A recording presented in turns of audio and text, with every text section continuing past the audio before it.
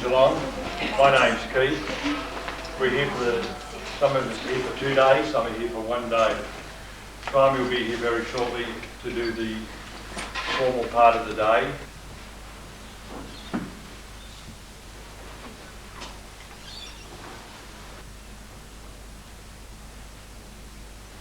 As I walk towards the puja, I reflect on my spiritual journey.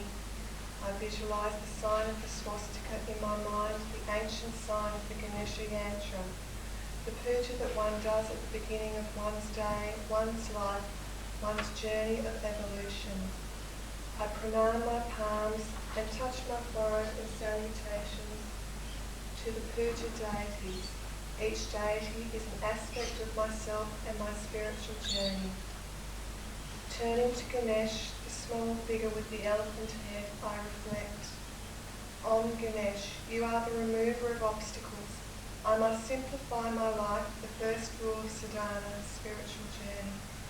Sila, by removing the petty obstacles which fill my time and energy unnecessarily, I will be able to begin.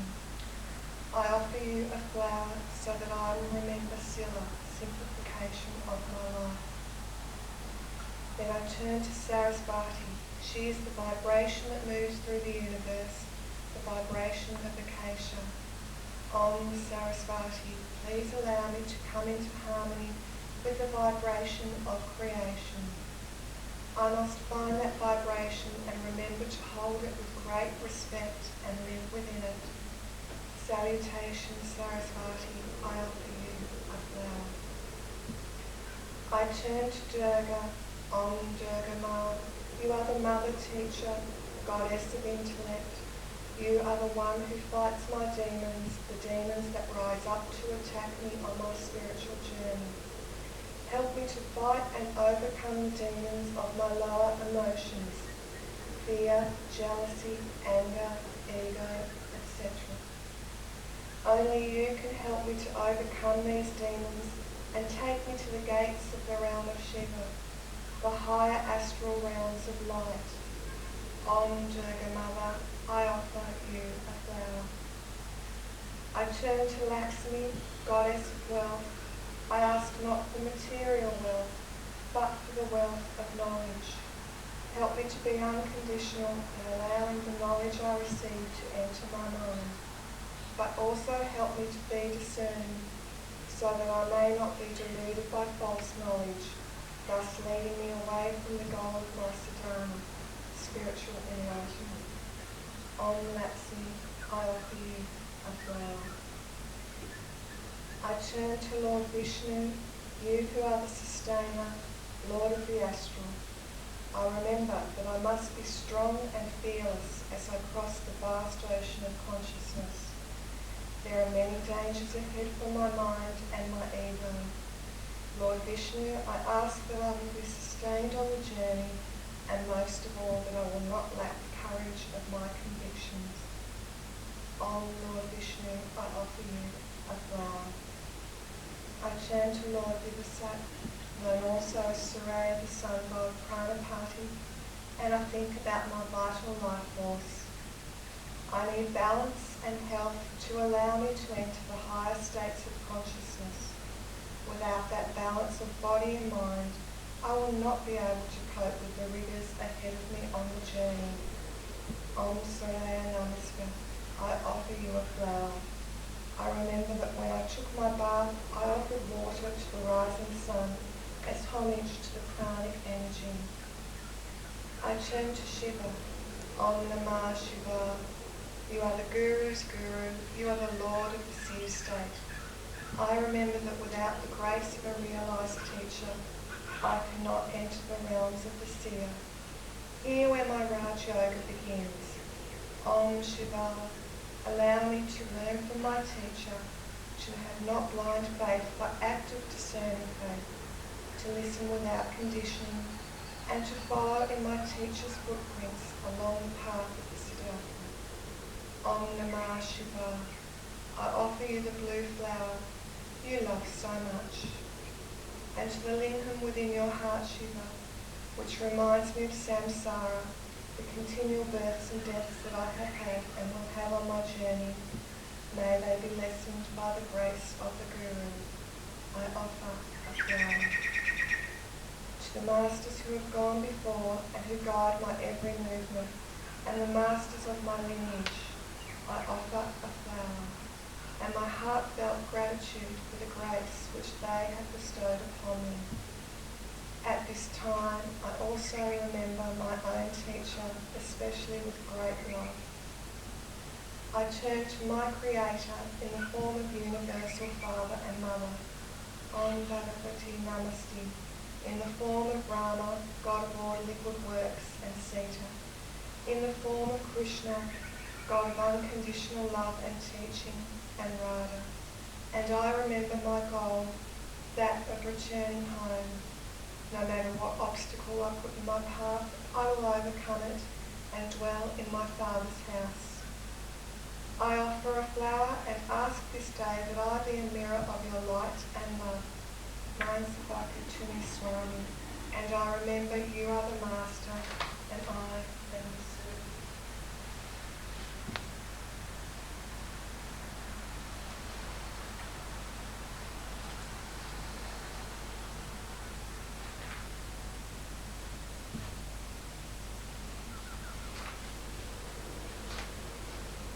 The next part of this morning, all the people who know the Guru, coach and start with the Guru, last part of the start. Guru Brahma, Guru Vishnu, Guru Deva, Maheshwara, Guru Sakshat, Param Brahma, Tasmai Shri Gurave Namaha. Guru Brahma, Guru Vishnu, Guru Deva, Maheshwara, Guru Sakshat, Param Brahma, Tasmai Shri Gurave Namaha. Guru Brahma, Guru Vishnu, Guru Deva, Maheshwara, Guru Sakshat, Param Brahma, Tasmai Shri Gurave Namaha. Thank you. So please be seated.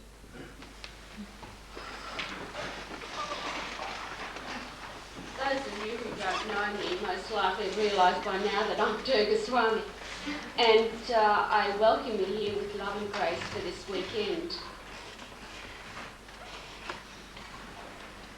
The reasons that we make what is called Anjali, putting the left and right palm together when we greet each other, and we will be doing that during this weekend, is so that you will respect the God within. So it's the joining of the left and the right side of the brain in actual fact, and you're on a holistic level saying, I greet you, or the essence within you.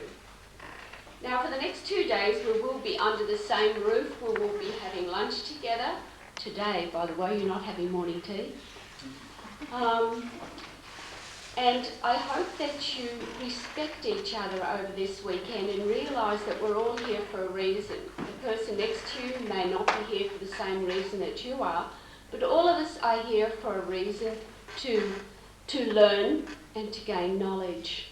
And as I always say, we're all walking along the same path, even if it's your first time here with Samta Yoga. And although we may be walking on a different side of the street, it's all the same street. We're heading towards that goal. Now this weekend there'll be a few mistakes, and if you open your book and the conditioning workshop questions is the first one that I was told by Gail that the day will come when I don't have any spelling errors in whatever I give out, and that'll be the day I take my final samadhi, because then she'll know I'm perfection personified. But please bear with us, because that's just part of being in the physical experience, that we have to remember that nothing is perfect, and it's taken me, well over 60 years to learn that. Over this weekend, we're going to be learning about meridians, energy pathways, and acupressure points.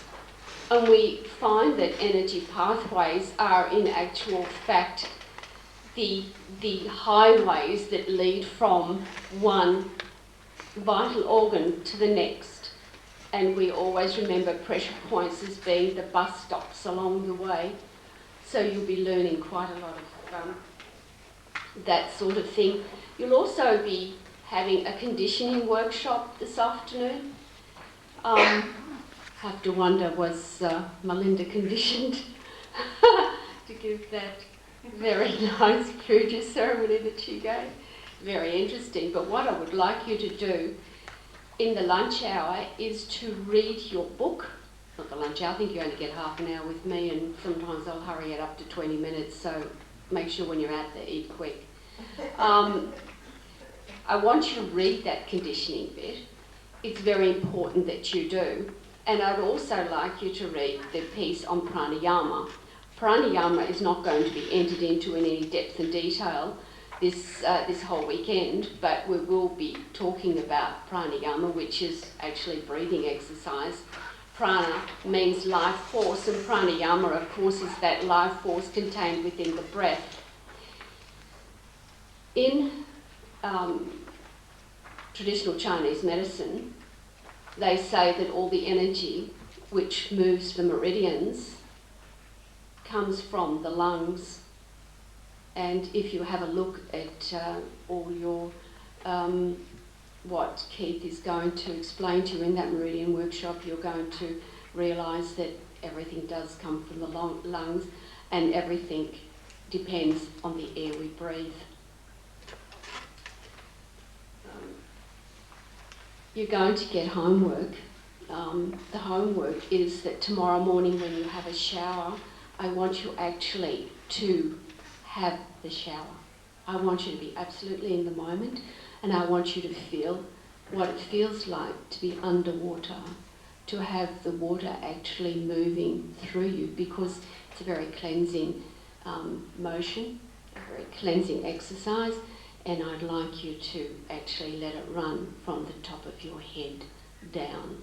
So that's going to be a challenge. I won't say cold water, which I normally would if we were sort of restricted and only had smarter people here. But if you can face the challenge, put cold water over your head and just feel the sensation, because this clears the meridians very quickly. So what I would like you to do now is just close your eyes and listen to your own breath.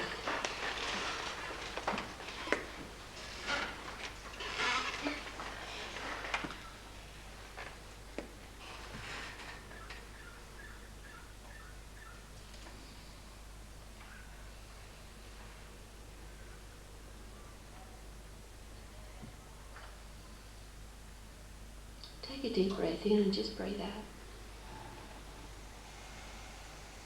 Now I want you all to stand up.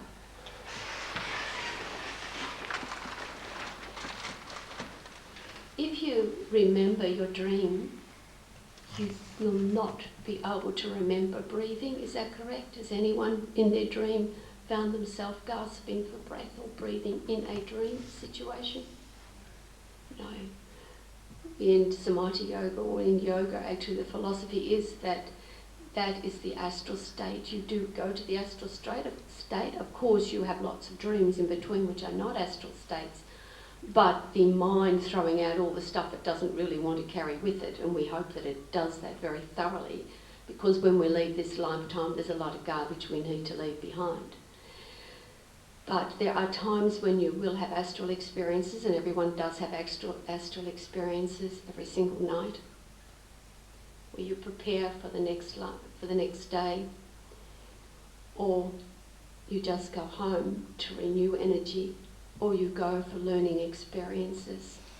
And the astral state is, of course, in a very different, subtle state of your own mind, and it's part of the universal mind. Now you remember how you were breathing when I asked you first to breathe. Now I'm going to ask you to do 3 cleansing breaths. So stand with your arms by your side.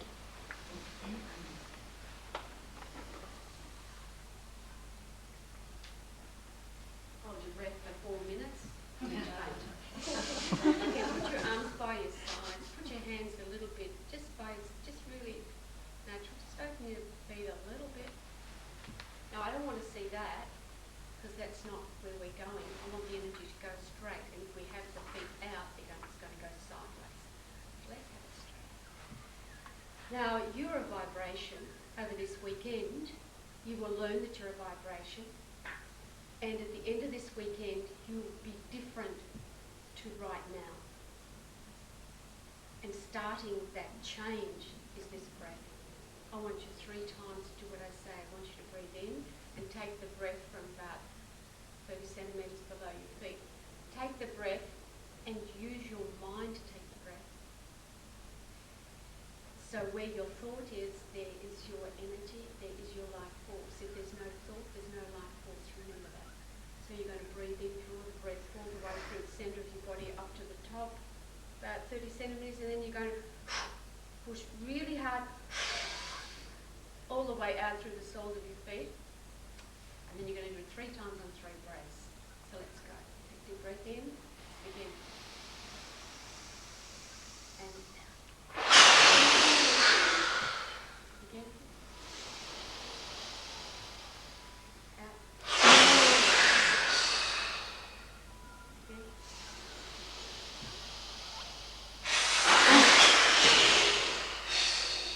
Now breathe normally and just connect with that breath.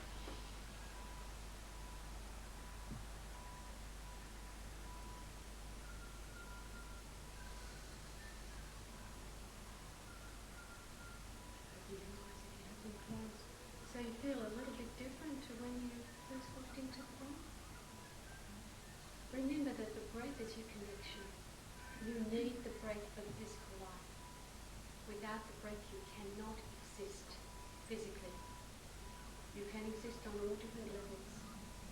But physically, and because you are a physical person, because you are a physical vibration, because you're here and now, you must utilize that breath. The yogis tell us that we have so many breaths for a lifetime. If we run out too bad, we'll die because we run out of our quota. So you think, if you're really nervous, what do? And don't you shallow breath? Which is very bad that they're teaching women to do that now when they're giving birth. It's just the opposite of what they should be doing. But this, and you find that the more angry you get, the more, and you don't take any breath anywhere else, do you? No. And so what are you doing? Shortening your life. According to the yogis and according to the doctors, you're shortening your life. So, you can't win either way. So long, deep breaths. And now I want you to polarize the energies within you so that we can begin, and Boris is going to take you through what we call the Trikonasana, a very energetic lot of yoga asanas, which is exercise, that's all it is. And you'll have one of these each morning, so don't think you can get here and late and it won't happen. I'll talk until you do it. Now, what I would also like you to do is, if you can't do it, you say, look, I can't do that. The old arthritis is just too bad. Stand still, close your eyes, listen to what Boris says, and visualise things you like. Okay? Now we have energies. We have, and please don't all run around thinking that you're negative, but we have a negative and we have a positive. Okay? I'm saying okay now. Look, you have to stop me from doing that, Donna. We have a negative and a positive. And in yoga we say that the world we're in is the negative. I was not to say it's all bad and miserable and dreary, but it's where you're going to learn some harsh lessons in life. In the dream you can always stop it when you feel like it, when you say, no, I don't like that dream, let's change that around and we'll have a nice one instead. You can't do that here. You can't say, oh look, just rewind me and I'll start again. It doesn't happen. Right? So this is the negative. Think about that. So everything around you is the negative.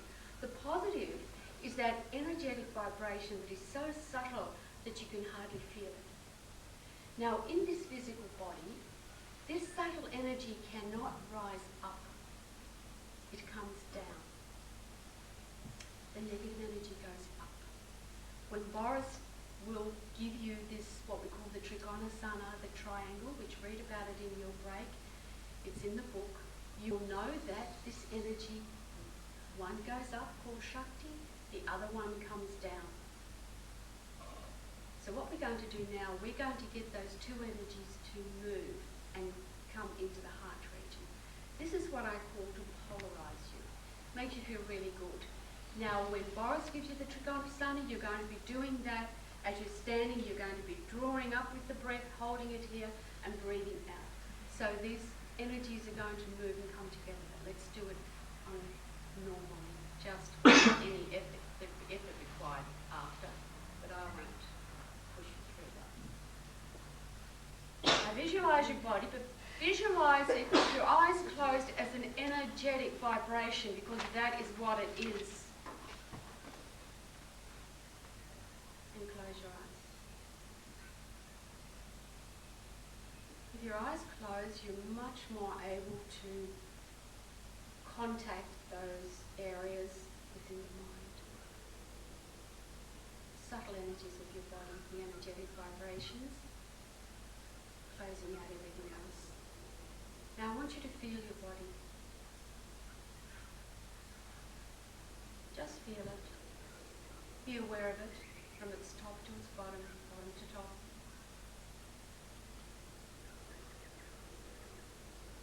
And now on the next inward breath, I want you to allow the energy of Prakriti. This is what we call the energy of the physical. Not only is this energy what we would call a gross energy, perhaps a negative energy, but it also is a very grounding energy. It's the energy of all the world around you. Now, as you allow it, it happens. The power of your mind immediately sets it off. It's always there, but you're just feeling it now. It's prickly. It's moving slowly. It's heavy. I want you to allow it to move all the way up into the heart region. At the same time, allow that positive, very subtle universal energy to come in through the top of the head. This you can hardly feel. Allow it to come down into the heart region. And here these two energies meet, and as they meet, they polarize. This is the heart chakra, and the heart chakra is the bridge, the meeting place. Chakra means wheel. It's a wheel of energy, turns in a clockwise movement. Now feel it, be aware of it, and be aware how this positive energy now moves, perfectly balanced through your entire body, pushing all negativity away, replacing it with positive, vibrant energy. Take a deep breath in and out.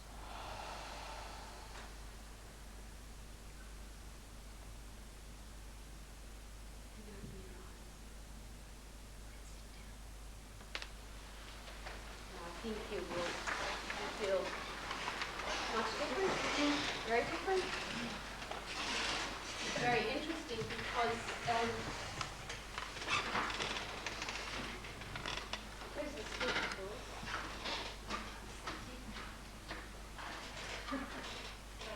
every good yogi has a stick. It's called Durgananda, right? I don't have a stick. I'm stickless. Very interesting because if you look at even here, you will see all of the chakras. Now some of you thought that there were 7 and you're wrong, because there's 14 main chakras in the body and we need all of them. We're not doing a chakra workshop here, but it's very interesting. I'll put that up so that you can actually keep that in front of you all the time and remember it. That is the chakra that we just balance the energies in. That's the Anahata chakra, and that is the chakra that's within the heart. Most people that are alive today have a heart chakra that's not totally perfect, because all of us have had a broken heart at some time in our life. Possibly with some of you, it's when you hit the scales in the morning like me and you think, oh God, is that me? So your heart's totally broken for the rest of the day. You never meant, because you're not going to lose weight. But through these chakras comes this universal energy, that subtle energy.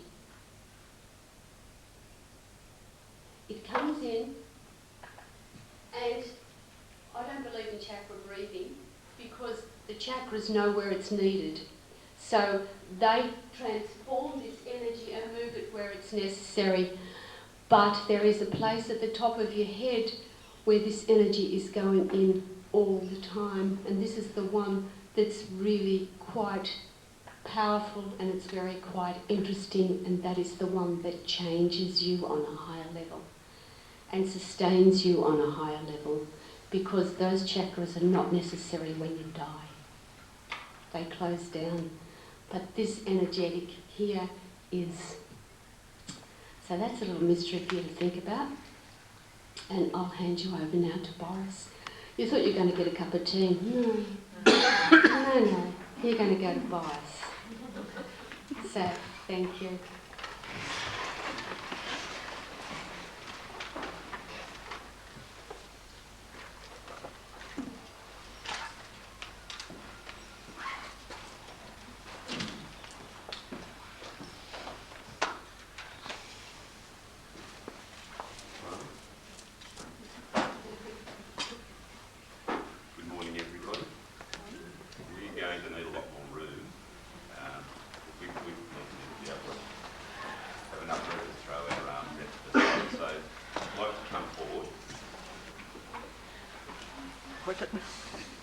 Give yourself at least arms width.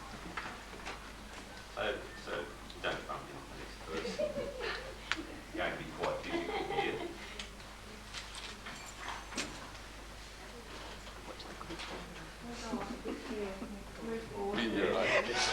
Don't want to fall through. I need to be eating potato chips.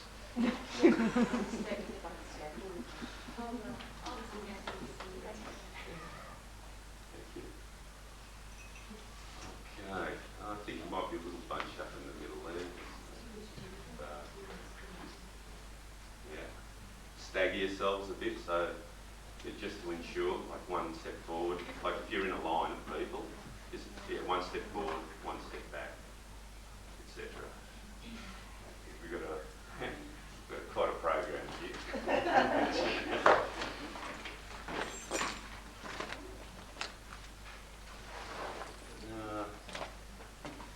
Yeah, look up. Okay, that's good. It's all localised in one pilot.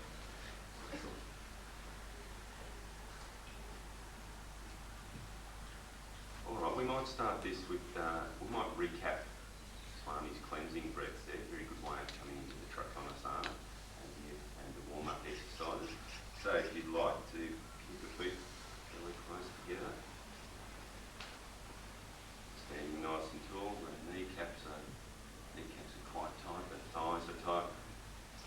Tummy and pelvis just tilted slightly forward. Lower abs tight. Straighten the body and hanging loosely by your side. And remember the 2 points that Swami mentioned, centred about 30 centimetres below your feet and roughly about 30 centimetres above your head. Okay, so we're going to do 3 consecutive breaths to go. Inhale.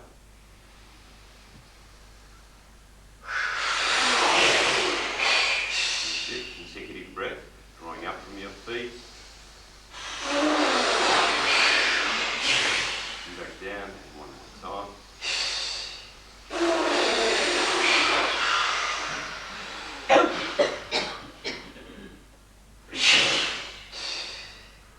Excellent. An orchestra we might not make, but very good all the same. Okay, if we'd like to step our feet about hip width apart. I'll try not to talk too much about this. I'll give you a little bit of a visual when I'll give you verbal prompts along the way. So, standing nice and tall, nice and strong. We have our first triangle, the Trikonasana. Okay. So we need a steady base. So just feel yourself gripping the floor with your toes.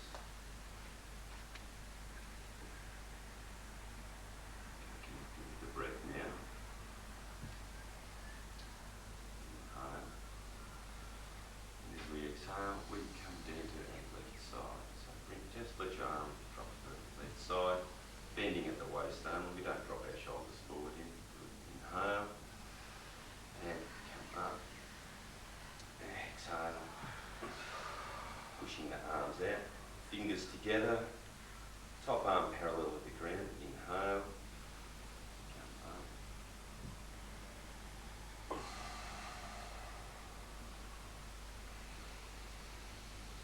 The other side.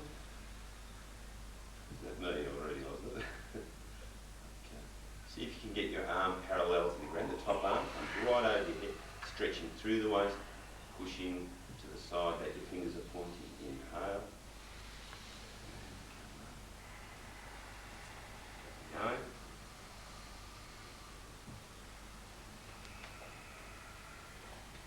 Stay with your breath.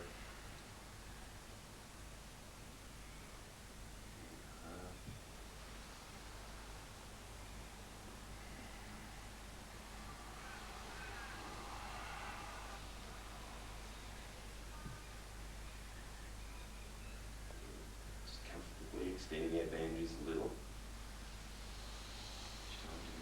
Extending that stretch through the waist, just gently. Keep your fingers together. Keep working on your arm. Try to push it over your head.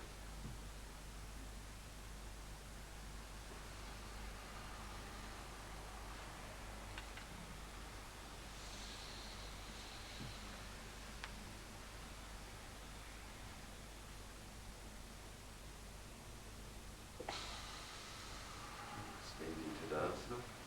And for those that know the pranayama breath, let's do 3 pranayama. And for the rest, you take 3 steady deep breaths.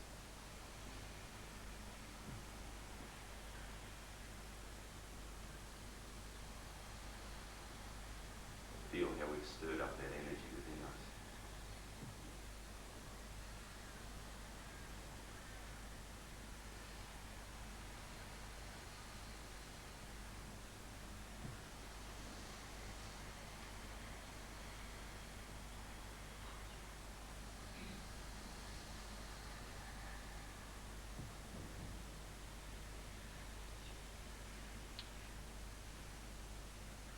When you've done your 3 breaths, open your eyes. Stand nice and tall in Tadasana. Excellent, everybody. Stepping out to hip width again.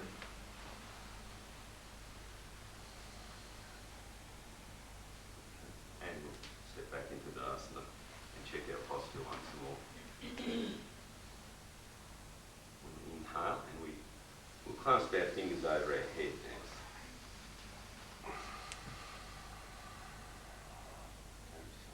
Breathing. Okay, for this exercise now, you have to watch me. We'll do a rotation of the wrists. 3 times one way, just moving the hands and the wrists only. 3 times the other way. And you do it again. So nice and steady, be mindful, stay with your breath, and just feel things rotating around. Very gentle with yourself. Move to the extent of your range. Not forcing anything here. Nice and gentle. Come back the other way.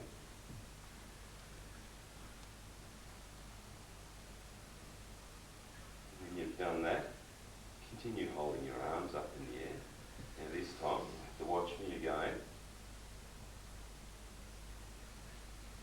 We're going to do a rotation, and we'll move further down our body now, so we get close. Just hold it for a second. I'm sadistic, so just hold there for a second. Okay. Does anybody own a Magna Wagon NQM799? It's dark colour. It's parked in the wrong way. Can we please move it? Thank you. You may continue. Thank you, too.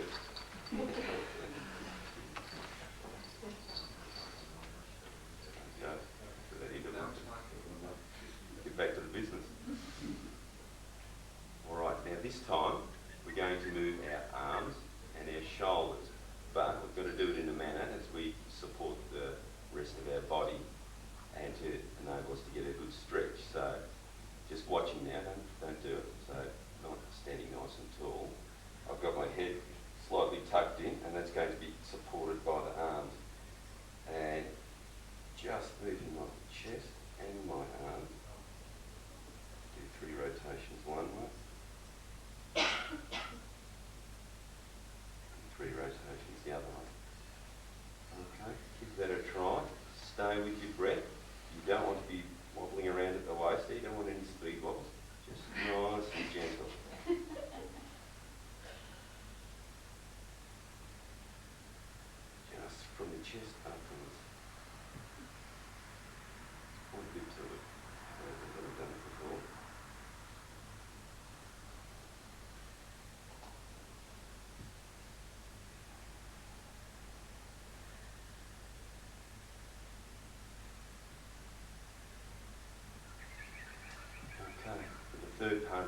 exercise now, we're going to do a bend from the waist.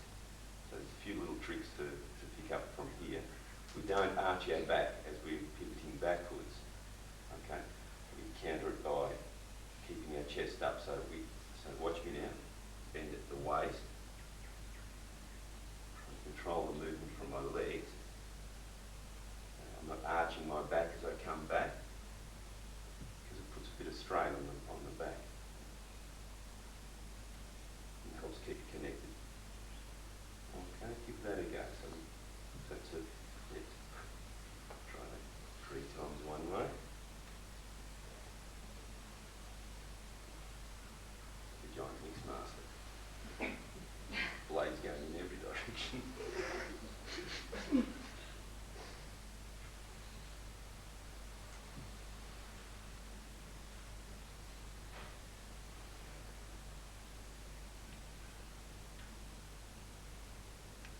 Done that.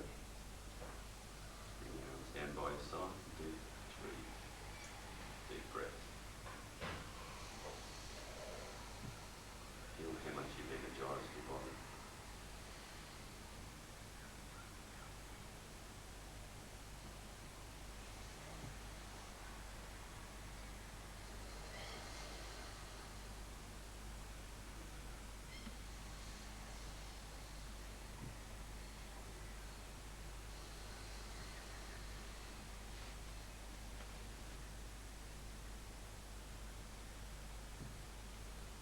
When you've done that, open your eyes and just drop your arms by your side. Now for the knee. Okay. We step hip width apart, feet facing to the front. Don't want this blade out to the side any, straight to the front. Okay, we're standing nice and tall here.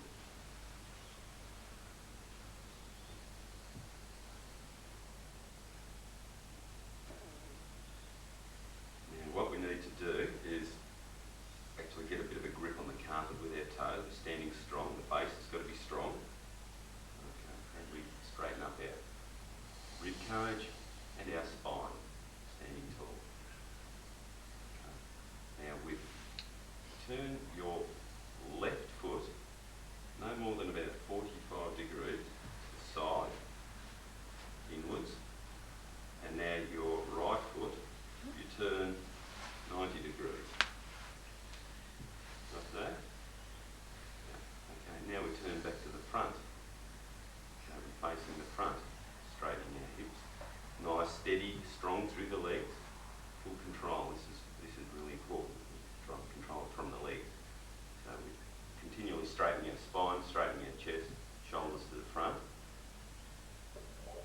Your left arm now needs to come up to the side, palms facing down, about shoulder height, nice full control. Okay. Now with your other hand, you have to place it in the crease of your groin muscle there. So right in the crook there, you want to actually hold on quite strong. Okay. Yeah. We pop our hips out to extend our hips out to the hand. Okay. There. So we push our left hip out towards our hand, and we're actually bending inwards with the other. Okay.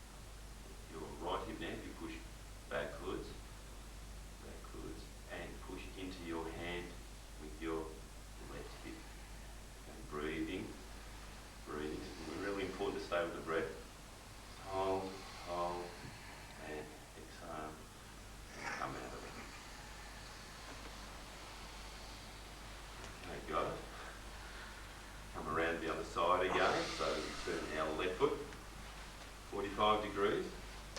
And our right foot 90. Lift the arm up in the air. Right hand on the groin. Now, some of you still haven't got it. Here's another chance. Doesn't really hurt. Shouldn't really hurt. Stay with the breath. Okay, we push our hip out towards our extended hand. Inhale. And push your hip backwards and push the other hip towards the hand. Hold. Breathe into it. And let go. How are we going with that so far? Yeah? Anybody struggling with that one? About half of you might do, but that's alright. We're halfway there. So come back to the other side. Feet straight ahead. Left foot, right foot 45 degrees, other foot 90.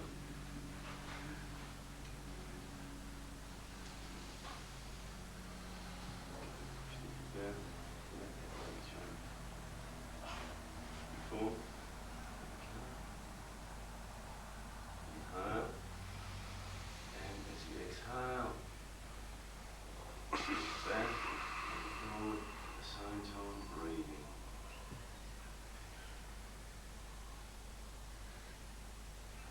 Hold, breathe, inhale, and come out of it. And bring the feet around to the front again.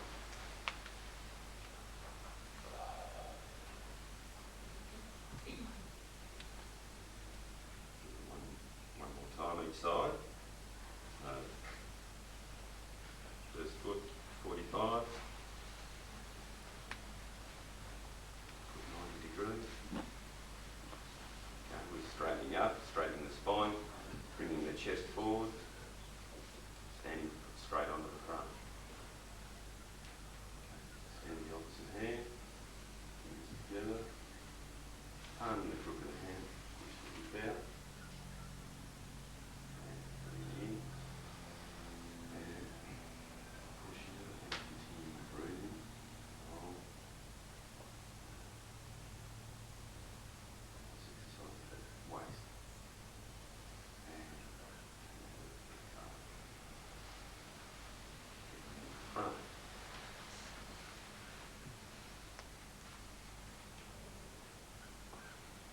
Okay, so we're free to go. We'll do it one more time and try it yourself without my talking you through it.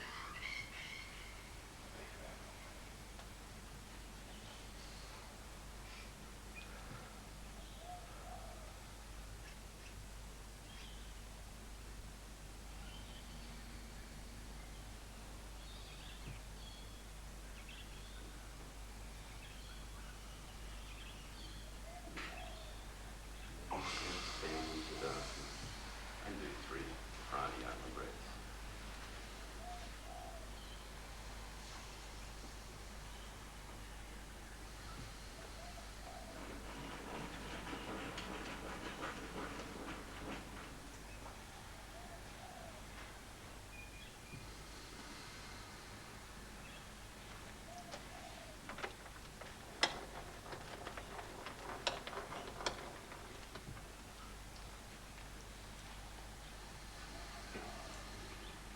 When you've done that, pop our feet out again, hip width apart, feet to the front, on a parallel line.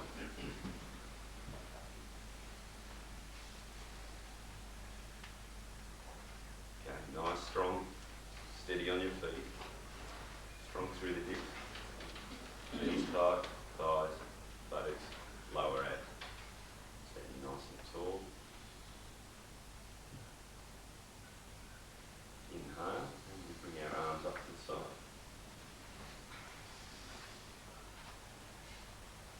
Turn your right foot in 45 and your left foot 90 degrees. Just a little scan over your body. Standing nice and tall, nice and straight, chest to the front.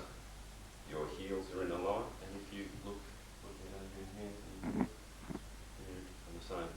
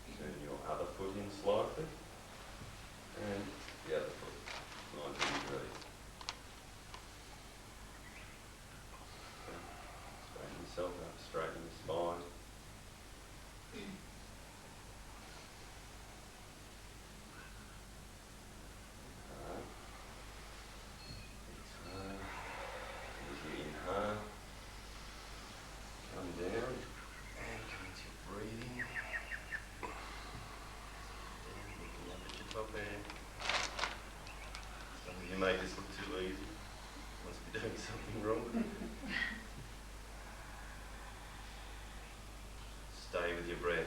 Focus on your breath. Facing at the front. Good.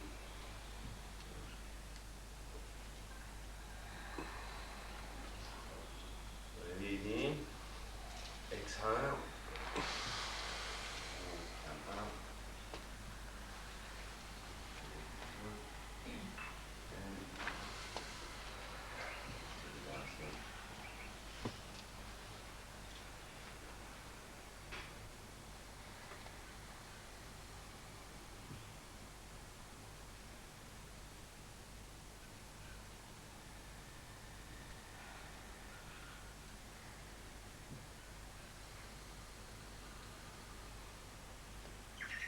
And then onto the floor, sit yourself down.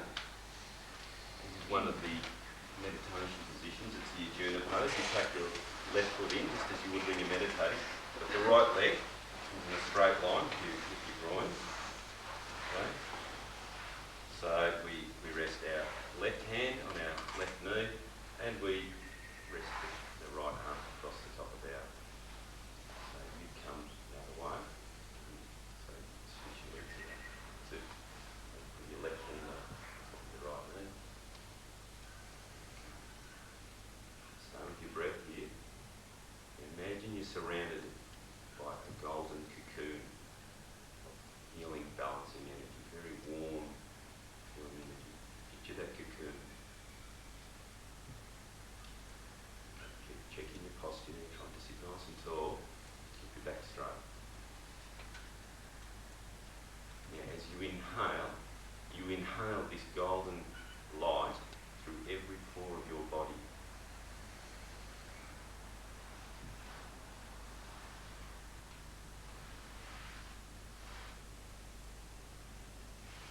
Taking all the goodness that you've indulged yourself in pain or discomfort, bring the gold into that area and breathe through it. Stay connected with your breath.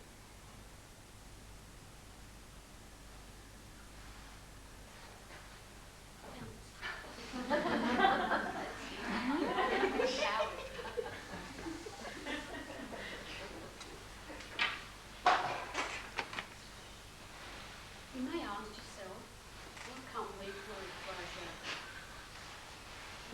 What's the difference? It seems to be a bit strange that, I did have it 20 years ago and now I've come along here and they're a little bit weird and they're doing things a bit different to what I did or, what you heard Joe Bloggs did. Well, Raj Yoga actually encompasses all of the yogas.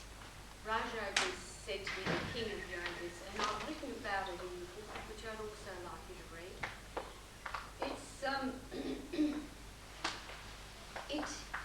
Yoga is to yoke or to join your body and your mind together, which we are trying to help you to do this weekend. And in our Raj Yoga, we incorporate all the yogas. That's why we teach about meridians, because it's in the Vedas. It was our thing before the Chinese got it. All the acupressure, acupuncture, all this was ours before they took it. Which I had, a very good friend of mine is the head of the World Natural Medicine Foundation, Professor R. And he's a Grand Master of Qi Kung. And he's always going on about Qi Kung, and when I raise an eyebrow, he says, okay, I know, Swami, you were first, we're second, I acknowledge. This is a lineage yoga that we have here. Lineage means that it is handed on from one guru to one disciple, from that disciple becomes a guru who goes on. Many years ago, the fellow with somebody's turban on there, but the one on the top there, who we call Satyuradev, and you'll read about him in your booklet. He was the eldest son of a family of farmers who lived in a place called Bhadrapur. It's near the city of Hoshiarpur in the Punjab. Don't go. Today, quite a dangerous place, I believe, but it was pretty peaceful. And he one day decided to the Kumbh Mela. Do you know what a Kumbh Mela is? Kumbh Mela happens about every 7 years, and it's the time when all the yogis come together at one point at the Ganges. Now, sometimes in this Kumbh Mela comes Mahatmas, Rishis, seers, who actually never meet people at all, except only once in this 7 years. I remember a friend of mine telling me that he was in the occupation, well, it wasn't actually the occupation forces, but he was part of a medical team during the Second World War in India. And they had a child brought to them who had been born blind with syphilis. He was a syphilis baby. And in my dealings with children, I've dealt with syphilis babies in Germany, of all places. But this happened in India. This boy was 12. And the mother said, "Can you help with your English medicine," which is still called today, the English medicine, "and heal my son?" So they did all the tests that they could. And he said to me, "Look, we couldn't heal his kid. He was 100% blind. There was no chance he would ever see again." So they had to tell the mother that, and she said, "Then I will wait to the Kumbh Mela and I will ask the Mahatmas." So what happened is the Kumbh Mela came and they thought, "Look, this isn't going to happen, you know. This hocus pocus is a bit of rubbish." They said, "We'll go with you and we'll take you." So they went with her, and she said to the Mahatma, "Heal my child." And he put his hand on the child's eyes, just like that, and walked on. Didn't say a word, because some of these Mahatmas don't talk. Reminds me of my teacher, sometimes doesn't talk to you for a month, except to say clean your teeth and wash your hands. But this child, the mother said the child can see, and you know, he said, "Yeah, you've got to be joking." They took the child back and he had 100% sight. Absolutely. So these people have powers. So that's why they only come very seldom with other people, because, you know, they don't need your vibration. They do it all through the mind. But every certain time, the Kumbh Mela means they are coming together in a meeting place, and this meeting place is when a lot of people are initiated. Now, I hate to tell you what this image started off with. You ever seen pictures in India of the fellow who's got an ash all over him with his hair all done up like this in his little bird's nest, and he's got no clothes on and runs around? I hate to tell you, this is what we were. There was a big Mahatma, very tall, very big man, and he was sitting on the side of the road, and our Sadhguruji, our Grand Master, walked past, and he said, "Sir, you've arrived. Now I'm initiating you." And he said, "Oh, elder son, I can't do it, sorry. No, this is your dharma." He initiated him, and then he never saw him again. And this was the rule of this lineage. You see the teacher initiated, you never see the teacher again. And that's because then it becomes a Sufi teaching, like a teaching that is gone mind to mind, which is very deep. I mean, tell me to read something or sit cross-legged, I'll do it. But don't try to put it into my mind, because then I can't understand what you're all about. He went home. This happened in a town called Hardwar, where we're going in our trip to India in February. Going to Hardwar. And we'll be going to the Ganges there at Hardwar, where he had his final samadhi. And so he came home and said, "I'm deciding to be a Mahatma, so as eldest son, you know, I don't know who's going to run the farm." And, you know, all hell broke loose, as you can imagine. And I've since met his devotees, of course, and some thought he was all right, some thought he was a real weirdo. People in his family thought he was a weirdo. So if they're thinking you're weirdos for coming here, that's okay, because you're in esteemed company here. My teacher was a bit of a dandy, and he was born in what's now Pakistan. And he was born of, this is before partition, so it was a sort of a moderately sort of well-off family. He joined the army because he didn't like the English. He was going to get rid of the British Raj single-handedly. And he had two experiences in the Indian Army. One of them was another soldier hung himself in the toilet block. Probably, I don't know, thinking of, an Indian toilet, I don't blame him. But he was in the toilet block hanging, and my teacher actually said he got such a fright that he jumped out the first floor window and ran for his life. They had to get him and bring him back, and so that was okay. And then he was, because he was into ammunition, he was quite good with guns, apparently.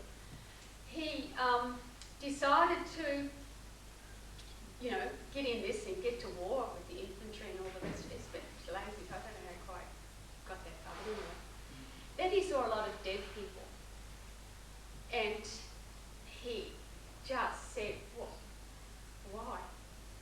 He didn't sort of put together that to get rid of the British Raj and have a certain amount of killing was going to take place. That didn't start coming to his psyche at all.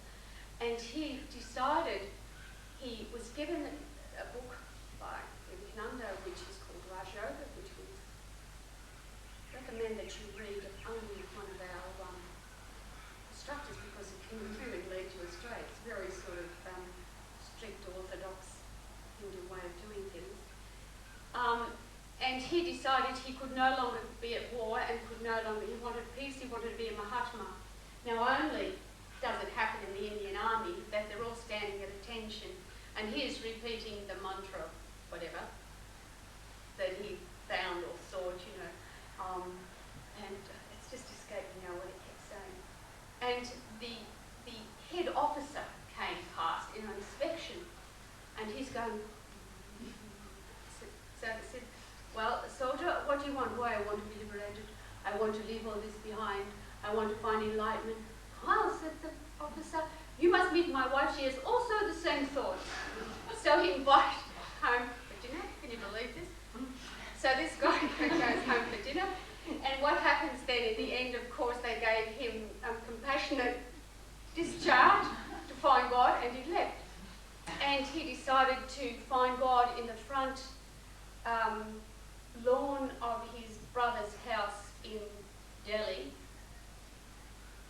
and he decided to do it in the middle of a wedding. Now, if anyone's seen monsoon wedding, that's nothing. That's why. So he pitched his tent, took all his clothes off, and sat cross-legged there trying to find God in the middle of the wedding with all the feast going on over him. And of course it didn't happen. And then it's interesting because with every guru, there is a mother guru. There is always. Even if you never see her, she's there and she runs things. So he sent the mother teacher to the house to get him, bring him to me. So she came to Delhi and said, I'm taking your brother now.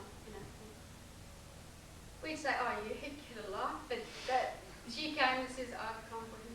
He went. They went back. On the way, she initiated him, which was a bit upsetting to the poor guru who was going to do it. But anyway, she, like me, gets a bit impatient. Train took too long, so she initiated him. He arrived, and promptly said, Gurudev said, you're here, that's good. There's a bit more to the story, but then he died. So that was it. So then Maharaj was the head of the village. So then I'm in the world, Hatha Yoga teacher, pretty full of myself, looking for a teacher, and I arrive in Delhi. And what do you do in Delhi? You go to a cocktail party, of course, in Delhi. So I'm at a cocktail party, and I knew every guru because I knew everyone's guru. I knew the whole lot because I'd been everywhere looking for a guru, so I knew everyone also in Delhi. And I was teaching meditation in Delhi, and I was teaching school, and I was married, and everything was going honky-dory. I had 12 servants, just got to worry in the world.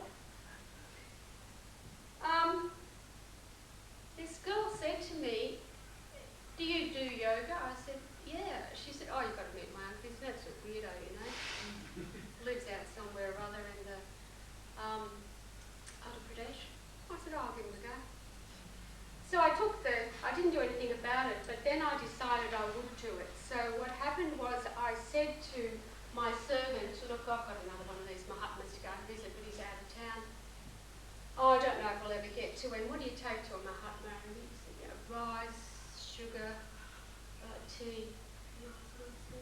Well, won't give him anything good. Go out and get, you know, some of the supplies that the government gives you, and I'll swap you my good stuff for these old stuff, and we'll do a deal. Come on, we'll do a deal with servants. And I'll take him all this rubbishy stuff because they're probably not much good. But I'll go. And then I thought, hang on, I'm going.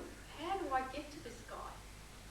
He's, you know, 3 hours journey from Delhi. I don't know him. I think I probably won't be able to get to meet him. And because I'll need a car and I'll need the driver and I'll need this and that. And a fellow I was married to at that time, since then my teacher has arranged me a different marriage. Although I could have, let's go. Right.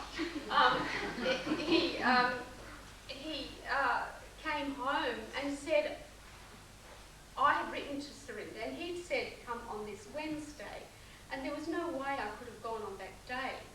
And my husband came home and said, I've just had a phone call from Germany. I have to return to Germany to head office. So I don't care what you do, just get me to the airport. So how long are you going for? He said, a couple of days. What about the car? He said, got the keys through. He said, I don't care what you do with the car. No, I don't care what you do with the driver. Just get me to the airport. Right, I'm off. Next day, pack the kids off, I'm gone. I'm going to see this Mahatma. We actually took a wrong turn and ended up, heaven only knows where, driving across paddocks.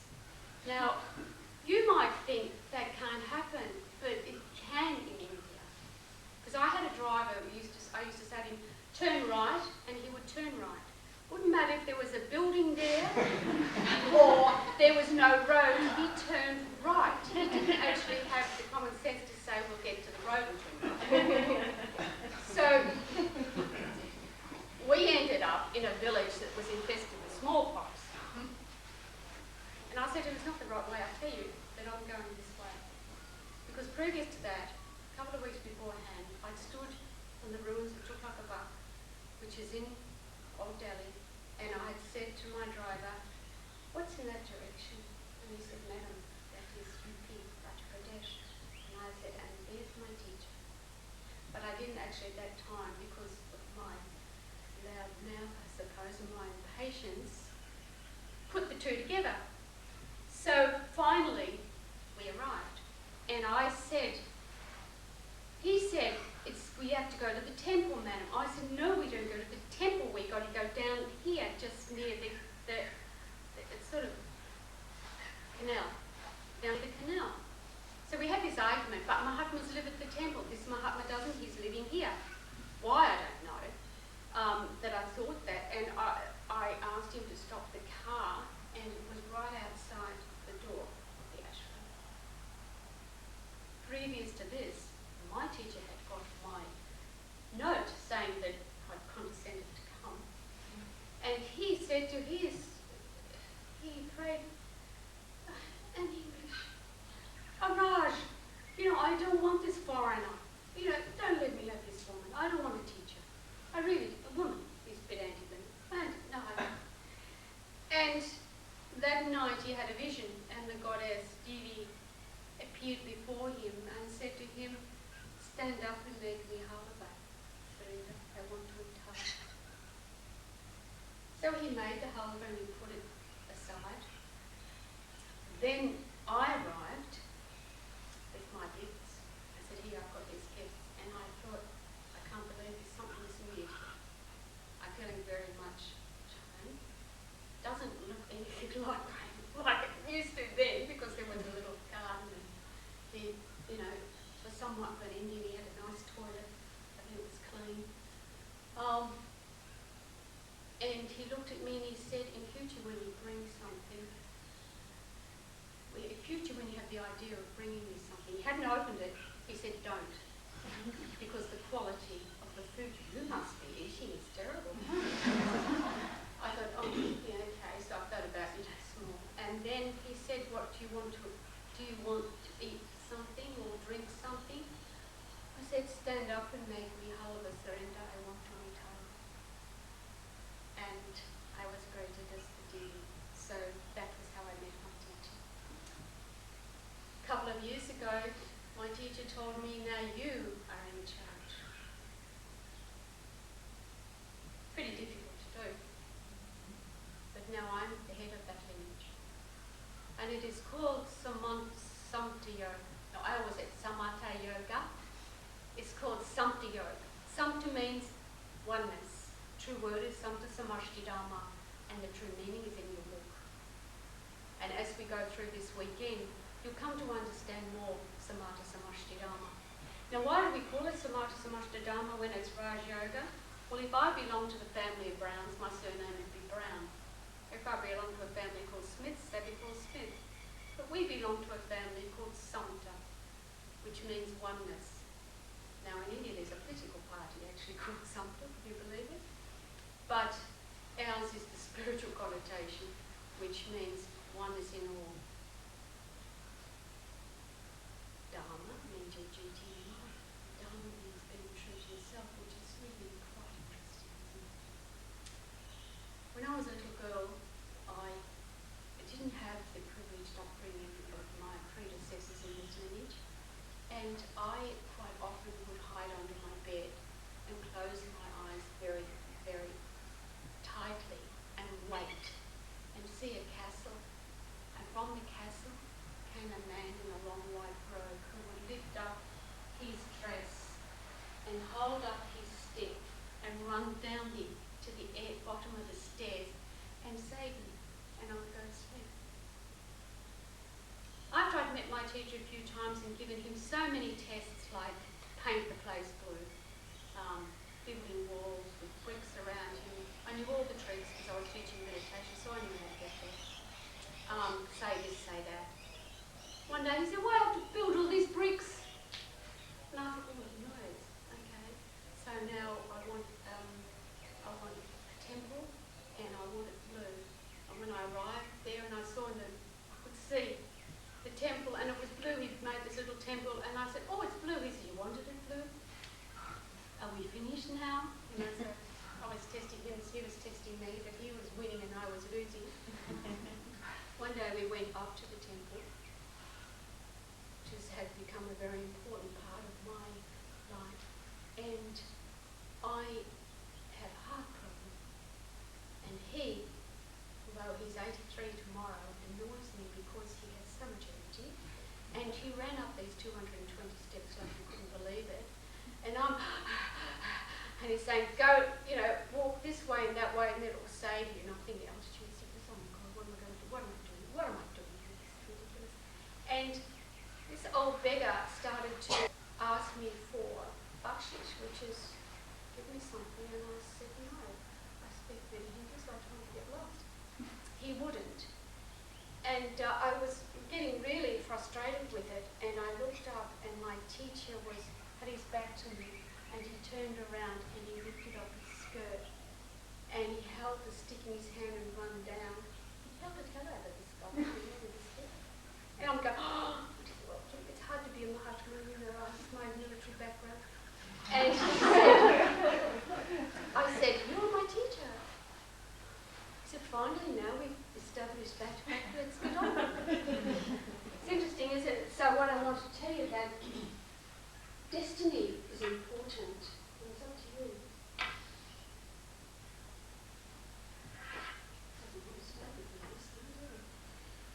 It is up to you, and it's up to you what you get out of this weekend.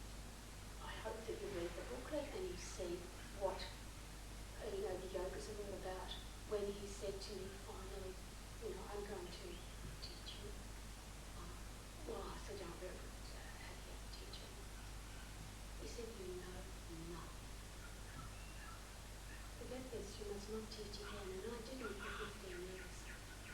Until we were sitting at devotee's house in Delhi. This is how beautifully spiritual it is, The sun didn't shine down on us or anything like this. We were watching an Indian movie where this poor woman had been the abused sister of this guy, and he married her off to someone who abused her. Then he beat her up till she nearly died. She runs home to her brother and dies in his arms and says, I only want one thing when I'm reincarnated.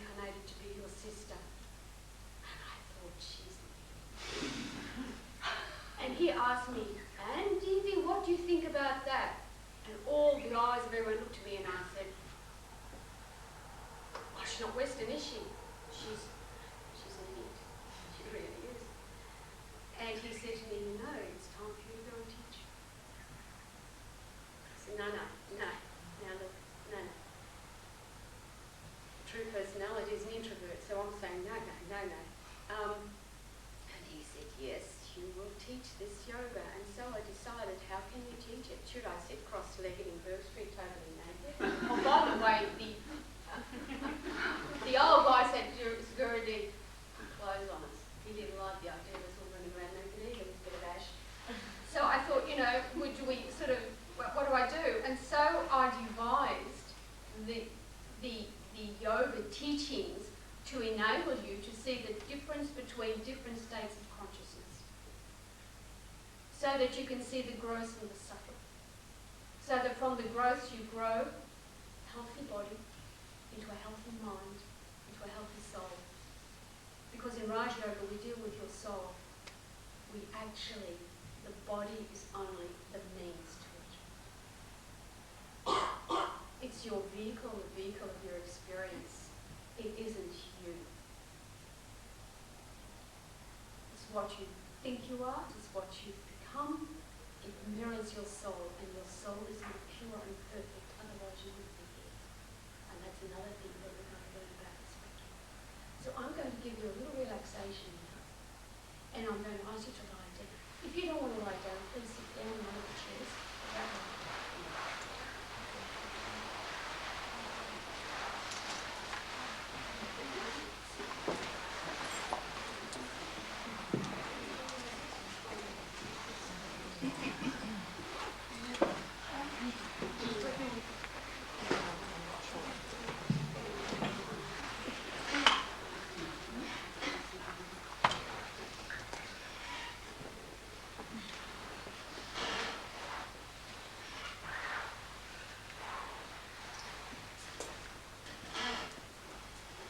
Now, the journey of yoga is quite a personal one. So we don't want you holding hands while you're doing this.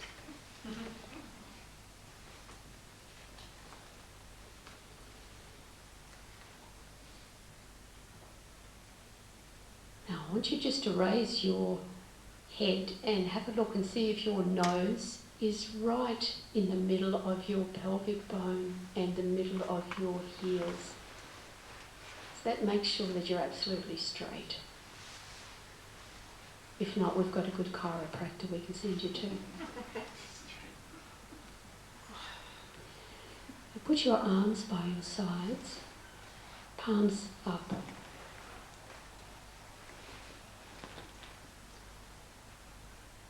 This is called Yoga Nidra.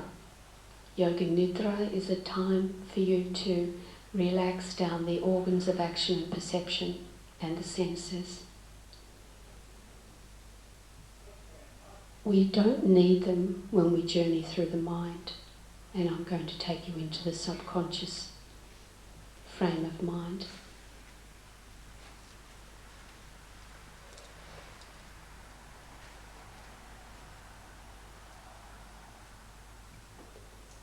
I want you to listen to everything I say, and I want you to visualize these points, and then release them and let go. Take a deep breath in, and as you breathe out, relax the breath. Breath, relax. Moisten the lips, unclench the teeth, and let the tongue fall gently back. Mouth relax. Relax your nose, the sense of smell. Eyes relax. Relax the forehead. Put all your mind energies into the scalp. Scalp relax. Scalp relax. Relax the ears, cheeks, jaw, chin, face, relax. Face, relax. Relax your neck. Relax your throat. Whole head relax. Whole head relax. Relax the left shoulder and let it sway gently towards the floor. Shoulder relax. Upper arm relax. Relax the elbow. Lower arm relax. Wrist relax. Hand relax. Palm of the hand relax. Fingers relax. Whole left arm relax. Relax the right shoulder and let it sway gently towards the floor. Shoulder relax. Upper arm relax. Relax the elbow. Lower arm relax. Wrist relax. Hand relax. Palm of the hand relax. Fingers relax. Whole right arm relax. Relax the chest. Relax the lungs. Relax the solar plexus. Body relax. Body relax. Relax the left hip and let it sway gently towards the floor. Hip relax. Thigh relax. Knee relax. Lower leg relax. Relax the ankle. Foot relax. Sole of the foot relax. Toes relax. Whole left leg relax. Relax the right hip and let it sway gently towards the floor. Hip relax. Thigh relax. Knee relax. Lower leg relax. Relax the ankle. Foot relax. Sole of the foot relax. Toes relax. Whole right leg relax. Relax the pelvis. Pelvic region relax. Pelvic region relax. Relax the lower back. Relax the spine, spinal column relax. Back relax. Back relax. And you're perfectly relaxed. You feel as though you're melting into the floor. Couldn't move even if you wanted to.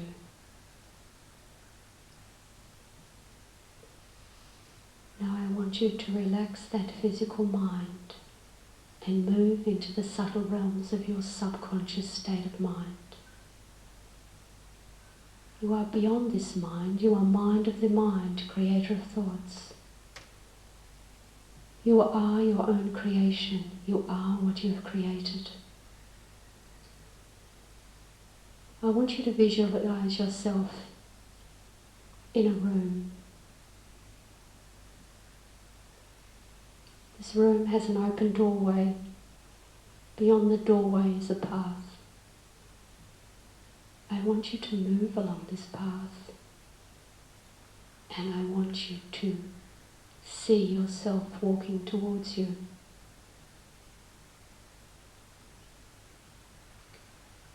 I want you to watch and observe your creation.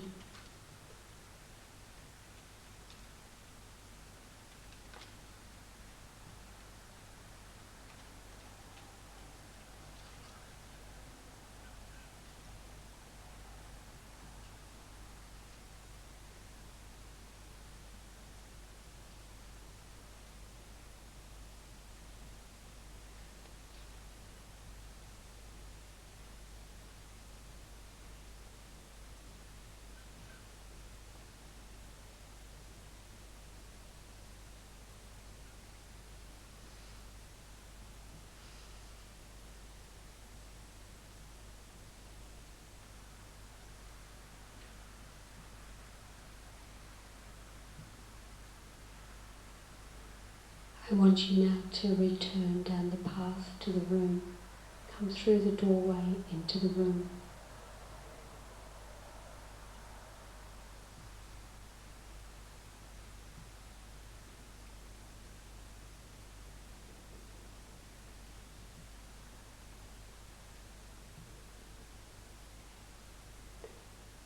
Now I want you to bring your awareness back into the physical body.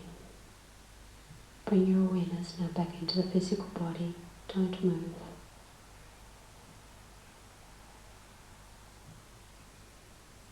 I want you to be aware of your breathing.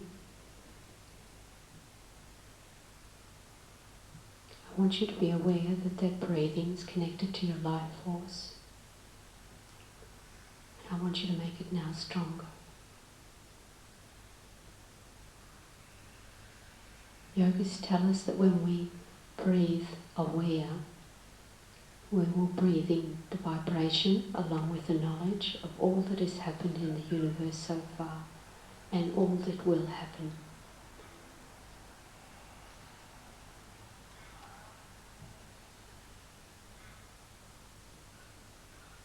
This is the knowledge and wisdom of Akasha.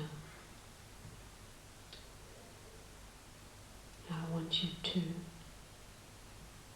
open your eyes but still not move. Just open your eyes. Now I want you to move your fingers and your toes and moisten your lips and bring your awareness totally into the body.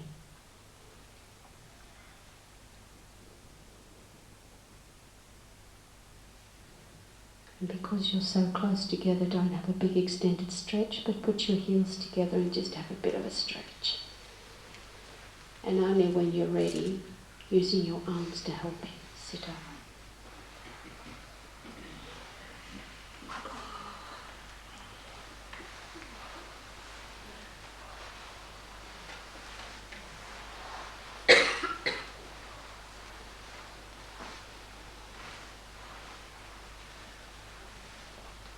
This whole weekend is towards meditation. And as meditation is a journey, not a destination, you've already begun the journey. Did any of you, were any of you able to see yourself? Were you happy with what you saw? No. Or rub it out and start again. That'd be good, wouldn't it? So this is all part of your conditioning workshop that's coming up. So just think about this over the break, and I think you should grab a bit of fresh air. If you're feeling just a little bit woozy, I'd say take your shoes and socks off and walk on the grass, because that will energise you again and it will ground you. And don't forget, you've got to read your segment on pranayama and conditioning. Are there any questions so far?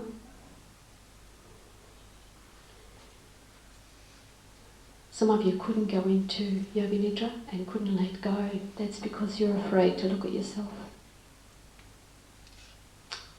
But don't worry, it took me a year. I wasn't too good either. So I want to thank you, and we'll stop now for lunch and we'll come back at 12:30.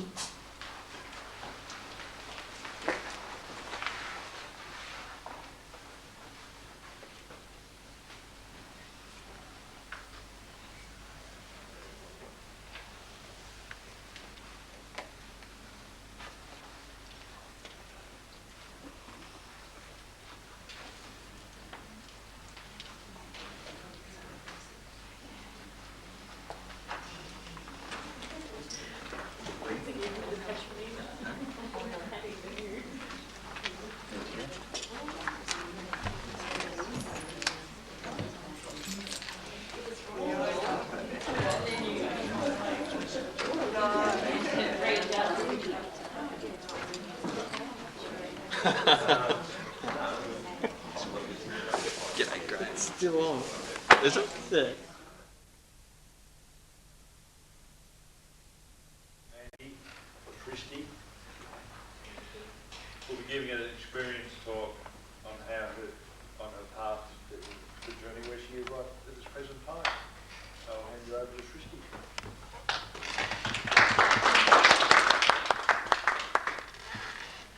I'd just like to say thank you for giving me the opportunity of doing this talk. And I hope I don't cry too much, so I will probably get a little bit emotional. In the past, I've found it very difficult to express my true feelings to myself, let alone anybody else. So this is very auspicious for me to have the opportunity to talk of my heart to the people and the people that I love so much. So hopefully that's now gone. My journey to come to the yoga is probably very similar to most of your journeys. And I found myself at the age of about, well, maybe not the age isn't similar, but the journey will be similar. I was probably about 40 years old, living in Melbourne. I was on my own. I was a very unhappy, angry woman who was very lost and had been searching for such a long time to find a purpose in life. And I decided that I needed to leave Melbourne, and I thought, oh, well, I'm going to get rid of all of my things. I'm going to go on a journey. I'm going to go up to Darwin. I'm going to start a new life. I thought, oh, that's a good idea. So I did. I got rid of all of my possessions, and I just had a big rucksack. And I had no idea what was going to happen, but I just got my aeroplane ticket, and off I went and arrived in Darwin. And in 3 weeks I had a job working in an area in the arts, which is the area that I'd always aspired to work in. And I was living up there for 3 years, and I had a fabulous life. I was doing all of the work that I thought I really wanted to do in the arts. But there was something still missing in my life. And I suppose during that time I started praying, which I probably hadn't done for a very long time. And there was I bought myself a calendar in Melbourne when I went on my journey. And I'd always been very drawn to things from India. And there's a shop in Auckland Street that had this beautiful Indian calendar. And each month had, I didn't know the names of these people in the calendar, but I later found out that there was Shiva and Lakshmi, and all of the deities were in the calendar. And the calendar had been in my room for 3 years that I was in Darwin, even though, of course, it was totally out of date by the 3rd year. I still wanted to have the images in my room. After the 3 years, I decided that I'd come home because I still wasn't really happy. I'd been working very hard. So I came back, not just to Melbourne where I'd been living for 20 years, but I actually came back to my hometown, which is Geelong, to live close to my mother.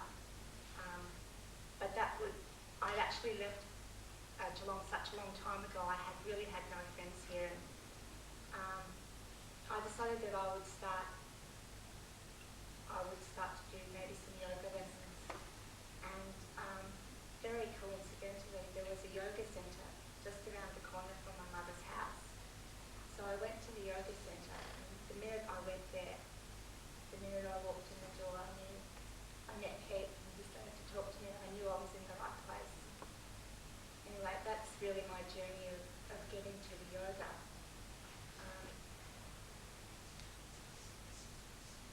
As soon as I arrived there, I just knew that I was where I needed to be, and I was very fortunate that I came up to the Collingwood Centre and met Swami, and I suppose from that moment I just knew that I was where I needed to be. And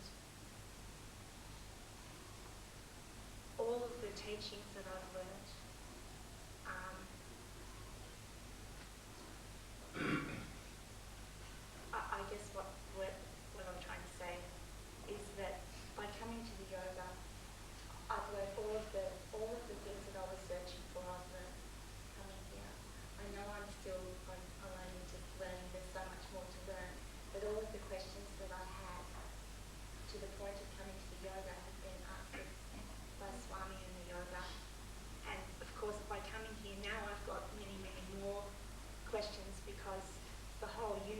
my whole world has just changed. The whole universe has just changed. And the other thing that I'd like to say is what I've learned is I don't have to look outside anymore to get the answers. But by following my teacher, I know, Lord, that the answers are within, and that my life is in my own hands. And that by going inside, that's where I'm going to succeed. And that's where I'm going to learn about myself and learn about God. Thank you so much.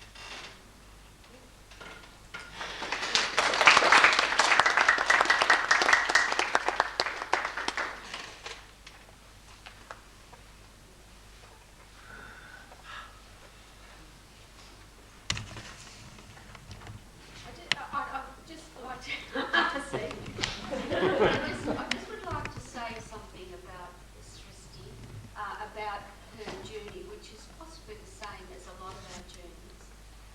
But the thing about Samata Yoga and its teachings, although I brought it out of India, it still has a lot of Indian disciplines because that's where it all comes from. But if you don't apply it in your everyday life, you've missed the whole point of yoga. And I think that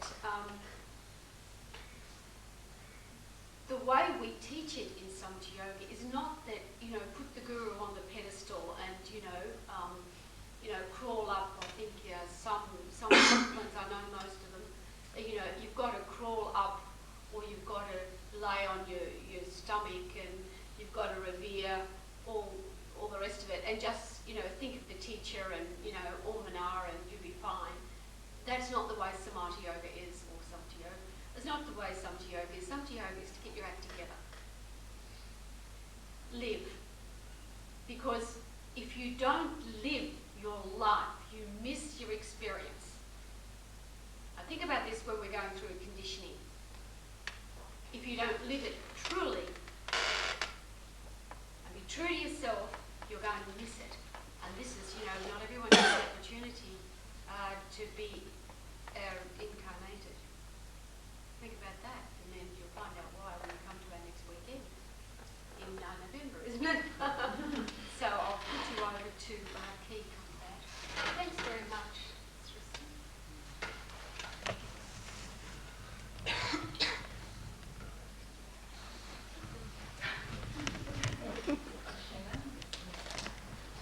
Thank you all. I'll take my stuff, sorry. That's all right. All right. I'm here to talk today on the reading lines. And I'm going to drive you mad because I walk around a lot.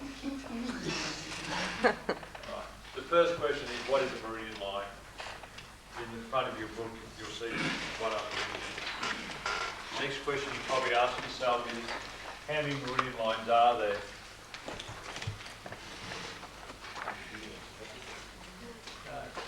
So, anybody got an idea there how many meridian lines there are in the body? 14. You cheated. There's 14 main meridian lines in the body. But what is their purpose of having 14 meridian lines in the body? Highways. You've been listening. And where does the energy come from those meridian lines? You're not allowed to answer. Very good. Okay. Everyone's got 14 meridian lines. We've all got the chakras. We've all got the energy system. The energy that travels through the meridian lines is a highway. Helps relax your muscles, can cause tense muscles, and also operate on different parts of the body. Going home.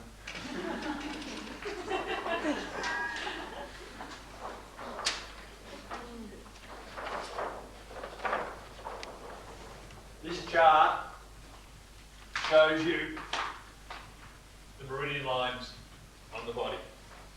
You've got diagrams in your manuals. Just there. And then if you turn the page over, page. Yeah, those ones with the 7 points there are these meridian lines. We've left the back of each page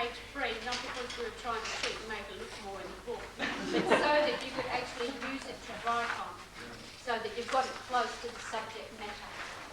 So, feel free to... Can't always get it. All right, you can see by the coloured in sections what muscles the meridian line influence, and here in the top corner what organ of the body they represent. Also, a lot of you might have had the fortune to travel overseas, and once you travel to the northern hemisphere, you travel across the equator, you might get jet lag. You get jet lag. What it means is the chakra system is out of balance because all these organs operate at their peak efficiency at certain times. So if you're unwell, you haven't been physically hurt, and you feel really tight and sore, you have blockages in your meridian lines. You have a blockage maybe in the chakra system. So energetically, those blockages can be removed for you.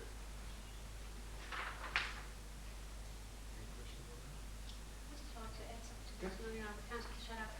But it's interesting because Srishti had to come home to the place she was born in to start again. Every one of us is predestined and works it out where we're going to be born in the world. And sometimes to get our lives in order, we come back to where the place of our birth is, because otherwise it's not going to work. Now that is a medical fact. That's not just, some hairy-fairy idea I've come up with, but it's very interesting. And if you think about it, where you feel best, you'll find it's the place where you were born. Not exactly Greater Melbourne or Victoria, but it was Geelong. When you come back to Geelong, and you'll find that the air, it could be as polluted as anything, but you feel good. You feel right. Everything's fine. And then you can get that energy to move up again. And that's when all your chakras and everything start working right. Interesting, isn't it? Sorry. No. You'll go. Okay. Hello. So we all know that the meridian lines carry electromagnetic energy through them. They can be tight. You can have sore muscles, as I said before, and what that can be, if you imagine a meridian line like a garden hose that carries the water through, if you crimp that garden hose, the energy doesn't flow, the water doesn't flow. The same thing happens with your body. My person's not here, but we're going to do some practical demonstrations on how you can see when the muscles are tight, how the energy doesn't flow, and how when the muscles are more relaxed, the energy actually flows through the body, and you can feel far more relaxed, and the body feels more energized. We've got pairs and partners. Everyone feels comfortable to be in the pair and partner situation? We don't want to participate.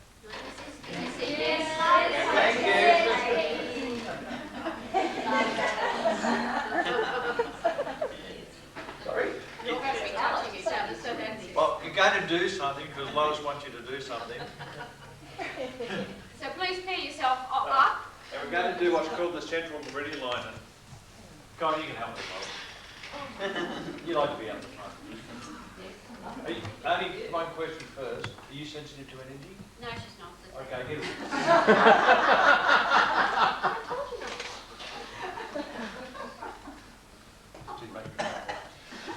I'll make everyone feel tall. Don't worry about it.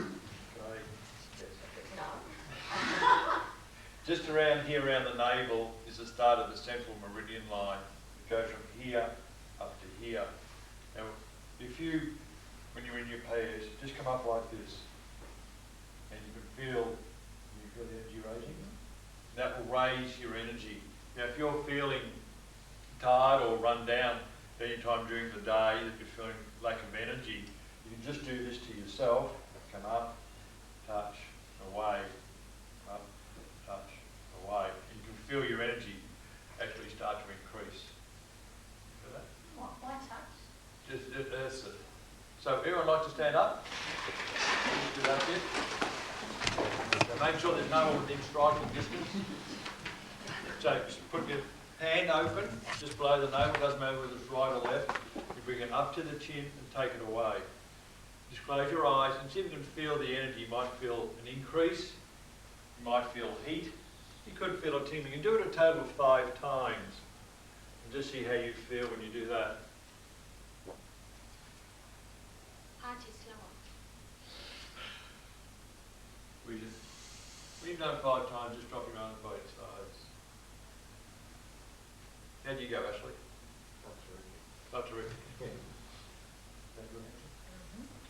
You can pick up something there. Mine must be working because I couldn't feel anything. That's all right. We'll show you. Eating from the food.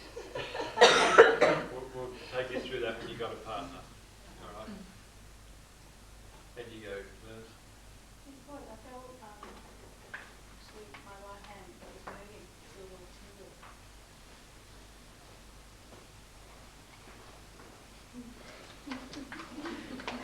This is Lyle.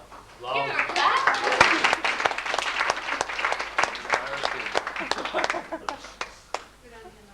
Lyle attended my first ever yoga class, and he's still here. Sodhana. He's still trying to teach Keith, but it hasn't worked yet. Lyle's also been very obliging and made himself available to do practice on. There's several ladies, Cheryl, Donna, who've learnt their trade on Lyle.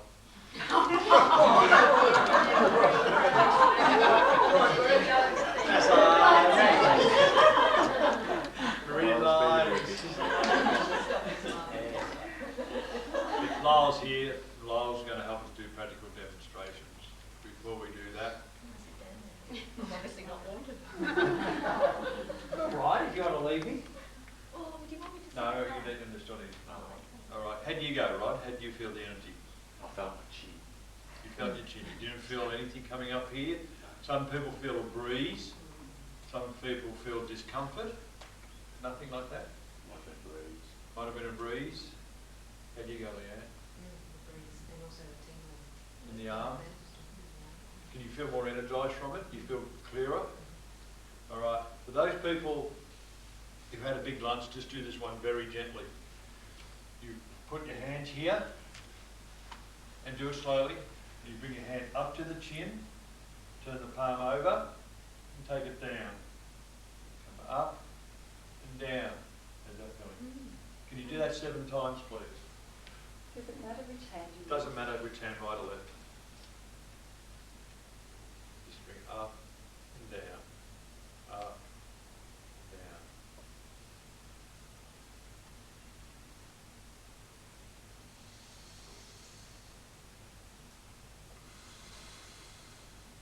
When you've done 7 times, just rest your arms by your side. We have brown paper bags outside if required. How do you go, Artie? Bit up and down, I suppose.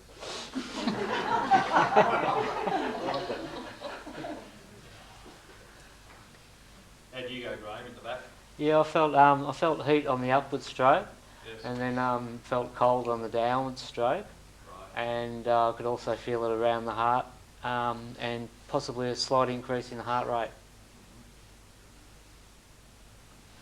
How do you go, Boris? Well, I'm a feely type of person anyway, so I felt something quite strong there. It was radiated when I moved my hand into the first position, but I definitely feel something going up and coming down, and there's associated things. What happened when you came down? Did you feel energised or not? No. No, I sort of felt it more on the commence and then come up. I didn't really feel it so much on the way back down. How do you go, mate, with the downward stroke? I did one because I wanted to be sick. I felt this straight away. I felt nausea. I didn't have a big lunch, but I just felt I didn't. It can cause nausea. When you're pushing the hand down, you're actually reversing the energy flow. And that Was can it cause, coming up? make you feel nauseous. So if, Why? sorry? Why? Because you're reversing the flow of energy. With all the meridian lines, these yin and yang, they run up the body, down the body, up the body, down the body, in the flow. If you reverse the energy flow, it can cause nausea, it can cause you to feel uncomfortable as well.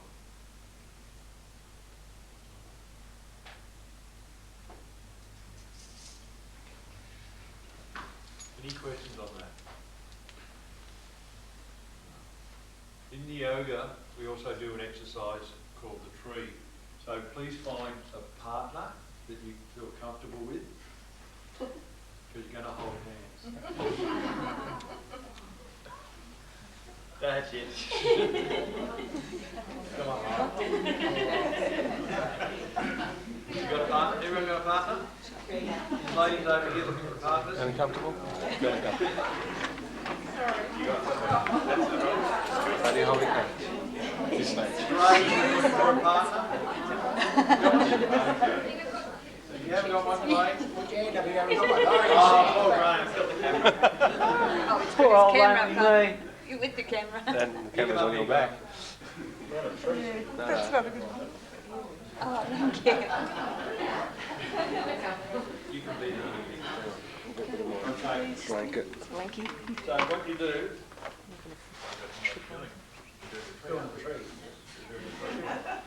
All right, put the hand inside you. You pick A and B. I want an A, I want a B. Okay. Someone's going to make a decision. B wasn't a very good choice. Maybe A and C or A and... All right, place the hand parallel just there, nice and relaxed. So is Graham A or B? Graham's A. So if you're A, B stands on the right-hand side. Right hand side. No, I'll come this way.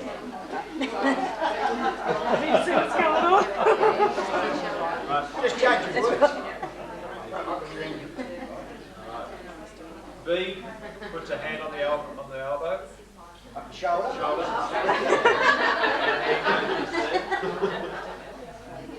Now, the person who is A resists, and the person who is B tries to pull the hand out. Just gently pull the hand out. Out. Palm should be facing out. Palm should be facing out. Like that. Like that. Yeah. Yeah. Now, the person, just resist as the other person tries. Put your hand down on the wrist. And just try and pull it out. Is it easy or hard? Hard?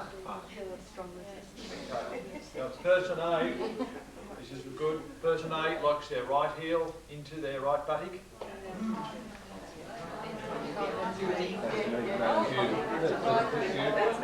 Raise your hand up. Let go. Let go.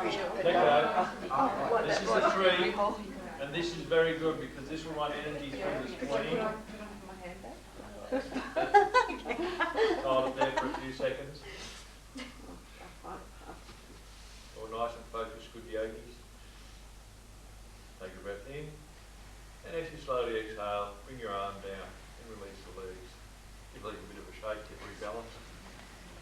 Put your hands back beside, palm facing out. And see, just try and draw the arm out and see if there's a difference. Is it stronger?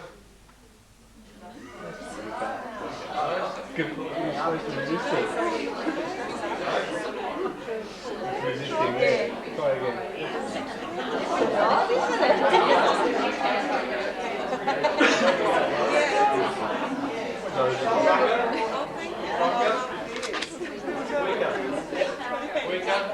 Wake up. So you can see just by one exercise how you influence the energy of your body. You don't have to do anything as in physicals. You don't have to do physical. It can just be your emotions or an activity that you've done. Sorry, no. It can just be an activity you've done. You could have been weeding in the garden and all of a sudden you feel a loss of energy, but you lift your arm up and there's no energy there. So everyone will do your left foot now. So take your left foot. Who's A? Left foot. Take the hand up.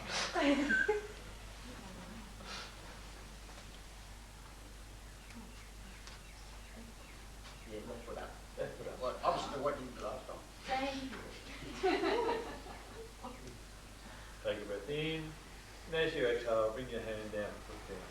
Give it a shake. Now try it again. What's going to happen this time? Same side. Same side. Same side. What's going to happen? I'll be stronger. Same side. Do it again.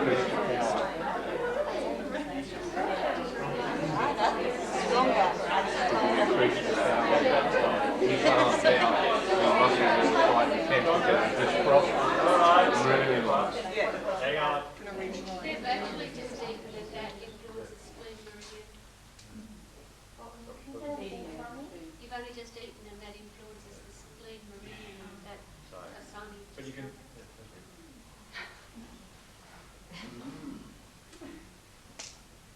I'm assuming it's meant to make us stronger. Yes, you can. That's a very good exercise I use for a lot of people who repress their emotions.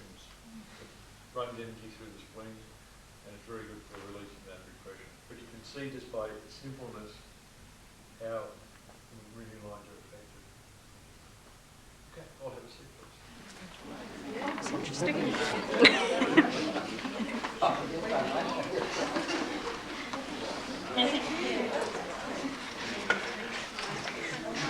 The other one's coming. What's that? Wait till see some of the other ones are going to show us. Oh.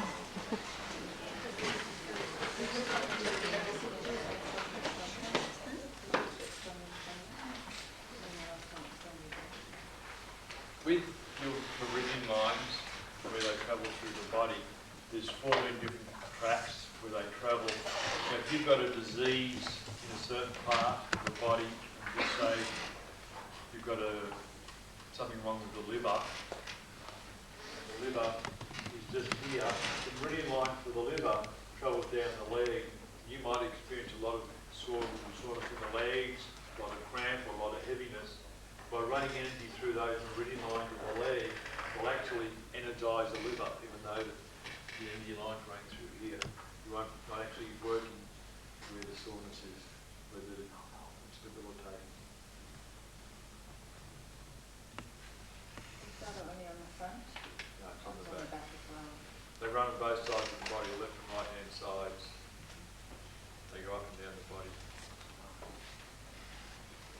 Lyle's volunteered today, put his body on the line again. So to speak. Now we're going to do this one with Lyle. No, this is. We'll do the small intestine like I was going to start at the time, because the small intestine is working efficiently. In the small intestine, if you put little finger and ear, just like that, but that's got nothing in the bourgeois of the small intestine. But it's energising the small intestines, it's working all the muscles around the chest and through the thigh area for him. What are you feeling there, like? Exactly what you're saying. It's, energy's running up through the body and down through the legs, through the right hand side anyway, more so than the left side. Do it this side. That. Yeah, well this time it's running sort of down the spine and across the hip and then down the leg this way. You can see where the muscles are in there, so they're on the back, there's a vertebrae down there. I'll just do a simple thing now. I'll just put my ring on his finger. We do this. Alright, can you give feedback, please? Well, it's blocked. I'll be honest.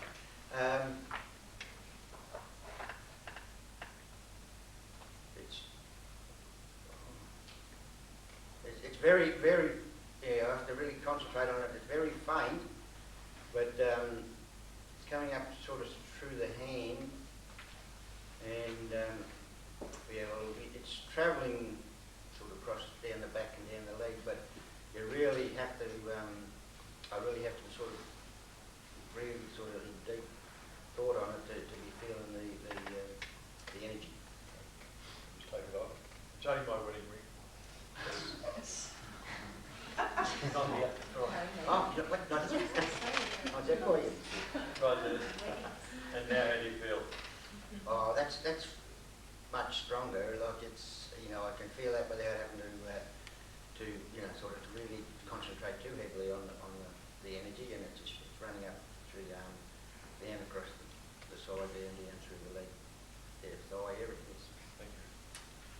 very important where your meridian lines are that you don't try and have blockages over them. Navel piercing cuts the main meridian line coming from here. Rings on the index middle finger, that represents your spine. If you've got lower back problems, you've got rings on this finger, you'll find that if you take your rings off, most of that pain will disappear. You don't need to do anything. Lyle's been very good with us. We had a lady with a frozen shoulder where she could get her arm up to here. She could do all this with her arm around and down, but from here up, she couldn't move it. It was completely frozen. The doctors wanted to operate on it to release all the muscles and tendons. And all we gave her as an exercise, drove her husband cranky, was this exercise, which is the spleen, which you've just done, and this one here, which is the lungs. And you can see the lungs hold the muscles over the shoulders and the back and through here. And by him holding her thumb, and there, for 2 weeks she drove to Mildura, spent around Mildura, and when they were sitting down at night, in the morning they did this for as long as they could with their timetable. Within a matter of 2 weeks, she could lift her arm up to here and move it all around. And that just freed up the whole torso of the body. She fell, I can't say that, she had a nice dog that pulled her over and gave her a big bruise all the way down the whole body, and she was black. She came in to show it to me, and she could still lift her arm up above her head like she hadn't been able to do for 5 years. So if you're getting really tight, you can't figure out what it is, you're going to a chiropractor. No, I can't say that, sorry, actually. You're going to people who can work on muscles, and it's not having an effect for you straight away. It could be a blockage in those particular meridian lines that's holding you back. Can you give a quick 5-minute talk on what you've experienced with the meridian lines for us, and then I'll take it from there? Well, just going to give myself. Well, sort of going back to the, I suppose I should start from the beginning, and when I first got sort of involved, when Keith asked me to come along as a guinea pig, and I was a guinea pig for Donna and Cheryl, and at first, I thought it looked upon it as a bit of a sort of a laugh. Mind you, I was in a fairly aggressive sort of a chap in those days, and probably didn't look like I was laughing, but anyway, we started to work to do all that on the meridian lines, and at first I just thought, oh yeah, like I'm just imagining this, you see, because they're telling me that it's doing this and it's doing that. It wasn't sort of for quite a while after that I really it started. It wasn't until Swami actually one day that they were doing it, and she gave them a bit of a test, and mind you, they failed.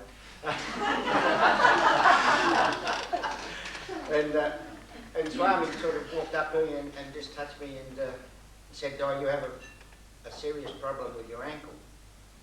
And my exact words was, "Yeah, well, that's true, And I said, "You don't know me for a bar of soap, but how do you work that out?" So, but anyway, that was the turning point in the whole thing.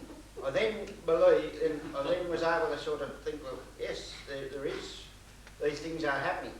And it was very strong sort of for a while, and then it gradually sort of felt a lot sort of lighter energy, and I was beginning to think that I was sort of losing the touch. But after a sort of while, I actually spoke to Keith about it, and because I was sort of just keeping it to myself, I thought, oh, I think that this is going to this energy's running out. I'm not sort of picking up on the thing. Now I'm really having to concentrate very deeply to feel the energy. Anyway, after sort of speaking with Keith, and he said to me, "Oh, that'll be true because you've been doing it for so long." So now I'm able, and then it continued on, and and I've had quite a few different people who have did meridian lines on me, and that, and with just a little bit of concentration, I can pick up and tell them whether they're actually in the right spot or in the wrong spot, because like sometimes if you don't sort of on the right points, the energy is not sort of going through the body. So it's a matter of I suppose just practicing to be able to do the points, and working on people who actually can feel the energy. Now, there is people who are probably like the same as me, who sort of at first was probably feeling the energy but didn't think that there was anything sort of happening. And I guess Keith and I have been working with the gentleman now for about 3 weeks, and he I don't think he has been able to sort of pick up on the energy, even though after each session we've spoken to Keith later on, and he has sort of improved with things. So even though he might not be feeling it, it's doing him a benefit. I suppose that's about sort of the strength of it. Anybody want to ask me a question or something, I might be able to sort of continue on a bit more further with it. Please feel free to ask Lyle questions. He's had a lot of experience, and to go back to when Lyle first started, this was Lyle's reality, but that was his reality. It has to be physical, and he could relate to it. Now he can relate to this gentle touch, which is no more than what we call eyeball pressure, and he can tell you what's actually happening to the body and the energy going through his body. So he's come a long way, so you can't ask a question of Lyle that he has not experienced himself, hopefully. I think maybe we might ask him questions at the end of the segment too, when they hear a bit more. They might. So write your question down that you might like to ask Lyle, and then you won't forget it. And then at the end of this segment, you can ask him. Right. So I'm not going to run away. No. I'll just ask Mark to come up. Mark has seen me. What's this? Your third visit to Victoria? Fifth visit. Gee. Mark has attended the first Samata Samashti Dharma in April. Mark has learnt Reiki from him. When we did one of the achievements on Mark, he complained about a sore neck and sore shoulder, and it's been giving him a lot of trouble since. Now, we looked at it last night, and we ran some energy lines through it, and one of the energy lines was the small intestine. Can you explain what happened, please? On the second attunement, I had the last attunement of the 3, and it felt like a spear was being pulled out of my spine. As Keith finished it, it was painful. It was that painful it brought me to tears. And since then, the emotion that was brought up from that attunement has not necessarily left my body. I've meditated on it, I've done remote healings on myself, I've done a lot of Reiki on myself in the last 6 months, and it still hasn't cleared the blockage or the emotion from the past. It's still sitting there on the back of my shoulder, I'm still carrying it. It feels like a weight I'm carrying on my shoulders and the back of my neck. All I want to do is go forward all the time with it. It's a heavy weight just sitting there. Just can't seem to get rid of it. So did it go last night? It went on the initial treatment, but it came back again as I went to bed. It was caught in the aura. I just can't seem to move it. So, you come in this front line. So what we did last night to help relieve Mark, because he said down the neck, across the shoulders. Now, excuse me, this is an emotion and this is very good. Why don't we get everyone to stand up? Get your partners again and let them go through it.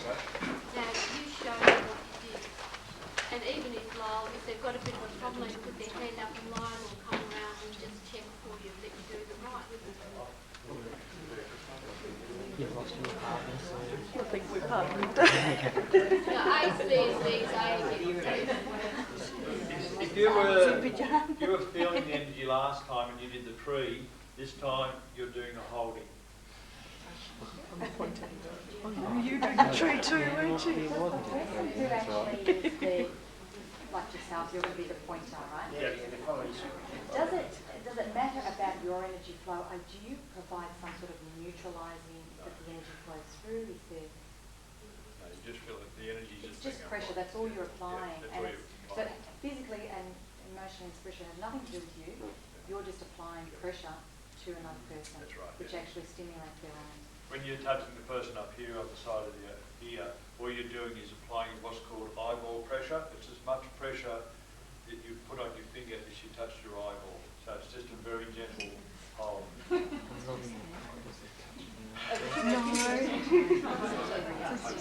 So, the person who is going to feel the energy, your middle finger goes on top of their little finger. Doesn't matter which side. It doesn't matter what side. And the other finger goes up.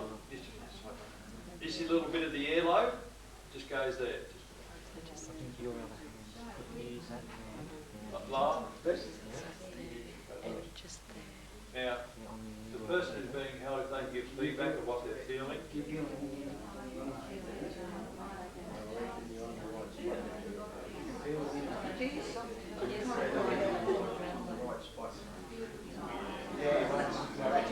be able to feel it running through.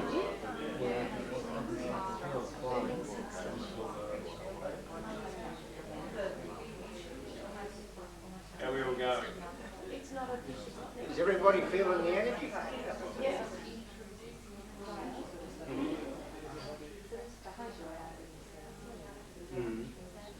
Well, there may be a blockage there, but it's not. You should be able to feel it coming through. And doing a circuit. If you don't feel it goes through you and then through whoever's doing it. They feel it too. And if it's not, there's probably a little blockage there in something that may not be quite right.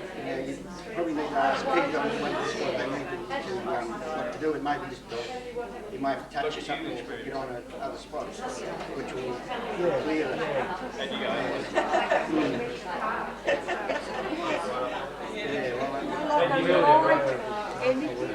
Something's very light, but it wasn't just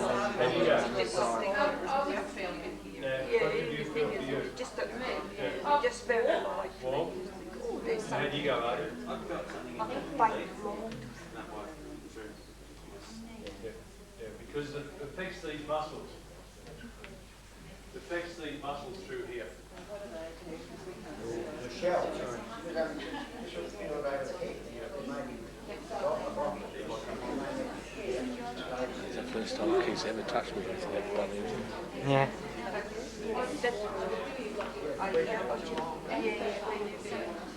Did anyone feel that they didn't feel the energy, or they felt a bit heavy, or it wasn't a pleasant experience? Put your hand up. Okay, so those three people, can you come at the front? Come forward.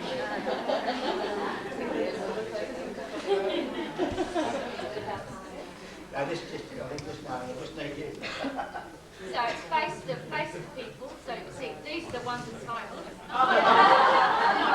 But what we do now, you see, is there was a problem. So now Keith is going to show you the bus stops along the way so that these problems can be released and the energy will flow again. So now we're into the acupressure points.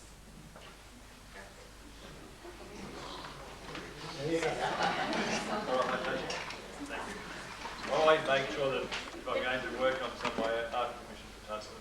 Because some people, me being male, can find a male touching can be very confining just within itself, and it takes away from the quality of there.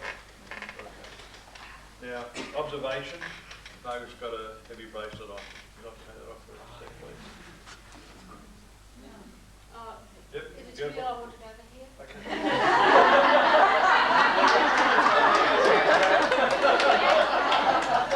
Just being told no present.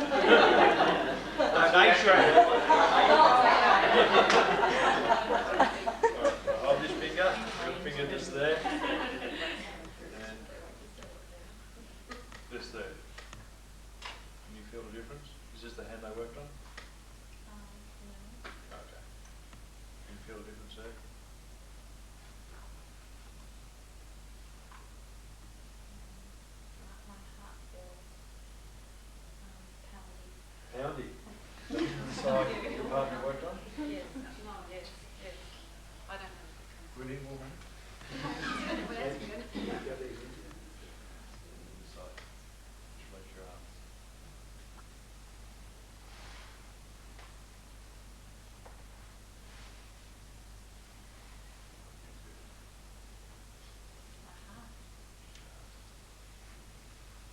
Now the breathing line, you can't see, but it runs up the side. If you have a look in your book, it runs up the side of the arm across here.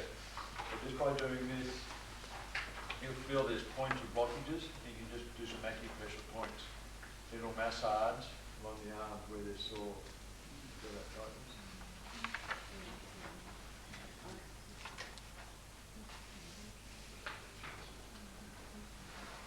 Now, can anyone answer the question, why is her heart racing?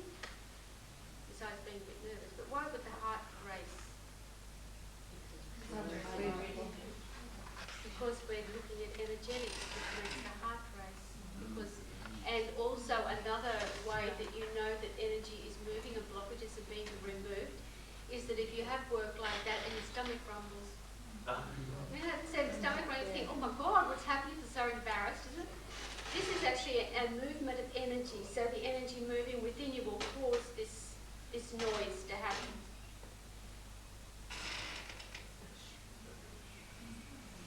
So now we've got what was that? She's not selling it. They're selling it. It's not very done. I'll take it. This is Samata, you. The blockage is usually emotional. They can be caused by emotions, but they can also be caused by something in your lifestyle, because they say that all of disease is dis-ease and it's all a blocked life force. So if your life force is blocked, it will begin to cause a problem. You know, if the life force is blocked anywhere within those meridians, you know, you usually get a lump, a swelling. Quite often you will get a swelling anyway. And it's more like fluid swelling, because what happens is for the body sees a block, so it actually advances to it, and it builds up this cushion around it, because it's not quite terribly sure what to do with it anyway. And you'll find that that will be really, really sore. While he's unblocking people, if you would like to just put your hand up, just feel, is there a point just on the very top of your head where there's sort of, might be a bit sore? Just a little bit tiny sore. Okay, so this is actually one of the points for your immune system. So either you've got a small infection somewhere in your body, or it's beginning to work, something is happening. So what you do is like a 5-cent piece, just move it around. Press a little bit and release. Don't press too hard, you get a bruise. While you're doing that, with Margaret, I've had a talk with her, and the main reason she couldn't feel the energy too much is that there's a lot of electromagnetic energy caught within her aura. And just here, there's 2 massage points. The young ladies who I trained, Christians, they might call them bra strap rub, because it was easy to tell people where to rub, and they're really, really tender. If you find those points there, you can find them. They're about 3 fingers in down from the shoulders, and in a couple of there. They're really sore. If you rub them, they'll release a lot of electromagnetic energy that's caught in your aura from mobile phones, electric blankets, fluorescent lights, microwave heating, it's all electric.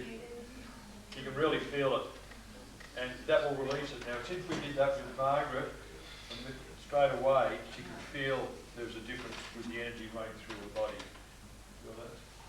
Yeah. There's a sense of the sensitivity has come back. So if you're getting headaches,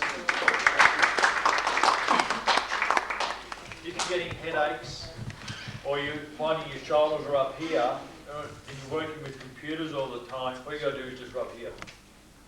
I used to work with a company called TXU, and we had 180 odd people on the floor, and over half the staff were walking around doing this after we had a long talk with them, and 90% of them lost their migraine headaches, their menstrual cycle pains virtually stopped, and they could feel the stress going. and the absenteeism of those people that were doing this regularly virtually stopped. And all they had to do was when they got off from the computer, give it a rub. When they went to wherever and they felt a bit tired, just do this. And I know no one here would do it because you're all good yogis, but you never watch the food being cooked in the microwave oven. Like I've got a lot of people coming to me, what's the food being cooked in the microwave oven? Oh, how sophisticated. Do you want me to show you the place? Just get on with it. Rukmini will tell you what happened. I got pins and needles, a shot of pins and needles down my left arm initially, and then it accumulated in the left arm of my running on my side. And I got a burning sensation in the bottom lobe here, and and then it sort of settled down. At the same time as it accumulated in my palm, it settled down, so that it was just as if this great heaviness of flow. And then just after the hand let go of me, I began to get movement down in my gut. It's good. Yeah, because I had from the time that we went up and went down, I've been having sore stomach since then, and it sort of temporarily went away, but I've got it again now.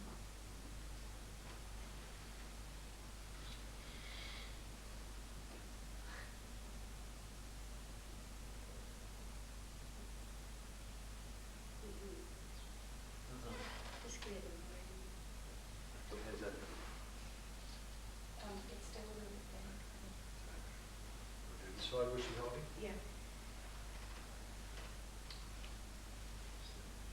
Again, this is electromagnetic energy that's causing a lot of the tenderness.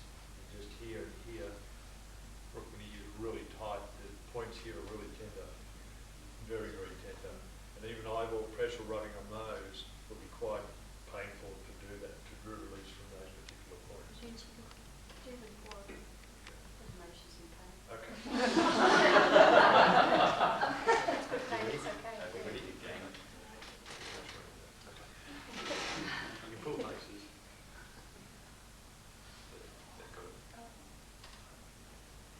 She just about ready to faint. Yeah? How's that feeling here now for you? Yeah, it's open enough to hear. I'll do this. Yeah, that's very flowing. That's actually this right. So just do it right. So it's it. Thank you. Thank you. Who's next? What were your symptoms, sir? Jennifer helped me. There was the heat coming up through the and across the back of the neck, and it wasn't until she actually let go of me that I did sense a little bit of tingling coming out. That's the right hand side.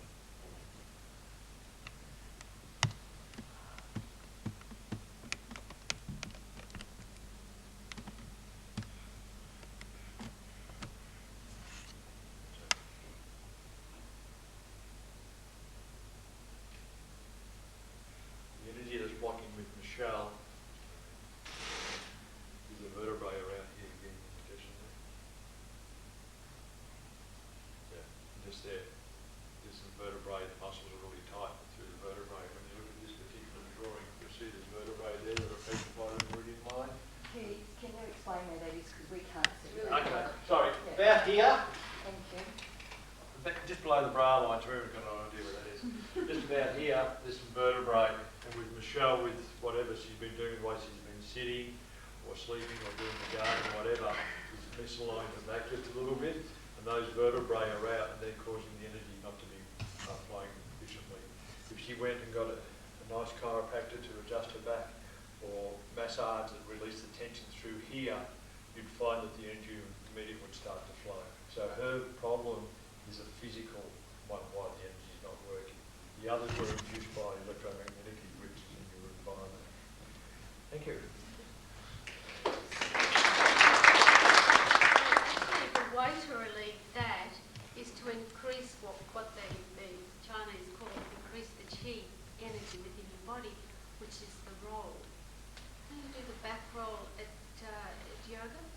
You go to yoga classes. Whose classes do you go to? Have you been doing the role? Well, not like this. No. So if you just come, I'd like you to just show them how to do that, and then we might all do it. Because just lie down on the floor. Just bring your knees up.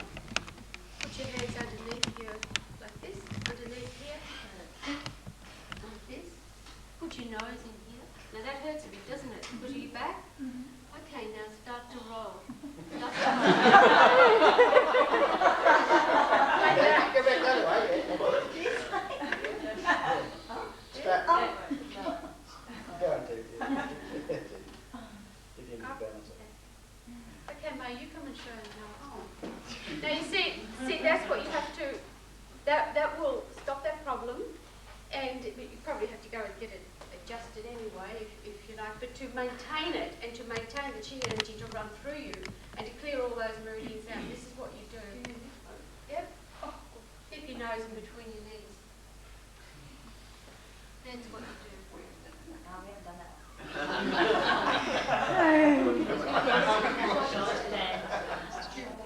So those of you on the floor who want to try it, please come and try this. And just, first of all, listen to your body first, as how you're feeling.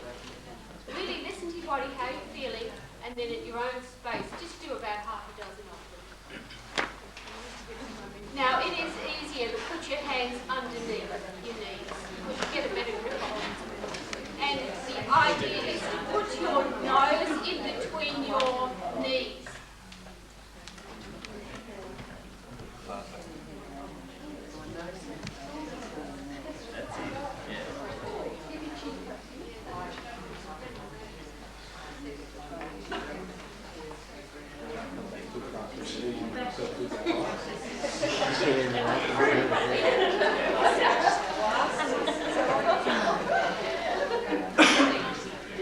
I'd rather the Reiki technique the Reiki massage is a lot easier than that, than what that is. Well, it's only, you put a hand on your back and your neck, and you have to get a partner to do it, and then the other hand, you put on the coccyx bone, you just go around in a gentle circle. Of the coccyx bone just going around in a circle. This hand there, and the energy just goes up the spine, releases all the muscles. Really good to the spine. Well, when she did it, a lot more energy came up and she felt a lot stronger and a lot warmer in that area. And that's what it does. It actually increases you. It also helps to realign the spine. It's just a little bit out. Not it's absolutely out, nothing but we'll get it back in again. But that will just keep it nice and supple and nice and straight. And it also stretches the spine. So that sometimes when the vertebrae are really close together, we say that this blocks also energy. So when they're stretched, then it releases and the energy is allowed to move out. And believe me, if any of you suffer from spinal problems, it's very important that you look after your body. Absolutely. It's vital. Otherwise, you're going to be one of these people who's got a sore back and all the rest. By the time my age, you won't be able to hardly walk. So look after yourself. So Michelle, that's one thing that you can sort of do. I don't think women should do it first thing in the morning. I really am a believer that women have to be very careful of any sort of exercise before 11 o'clock, because women actually sleep tighter than men, and so women are stiffer in the mornings. So it's good if you did that perhaps in the afternoon or in the evening or after work before you get dinner. Do a couple of those each day, just see how you go. Probably find you're much more able to move. Human body is very slowing the tree, doing something I'm aware of that has been around long. And I just noticed when you just apply to your head, and there's this like really warm feeling coming through again. So this would Absolutely, it stimulates it. Keeping that flow happening and help everything overall. That's right. That's right. If you go to the yoga classes too, all of our asanas, that's why we're not like Iyengar or we're not like, Okido or whatever. All our asanas are therapeutic therapeutic ones. So they actually will relieve the meridians, they'll unblock the meridians, they'll keep you moving, you know, without too much stress. So that's, you know, just keep that up, but just keep that roll. It's a really good spine roll, I think it's called. Okay, that's it.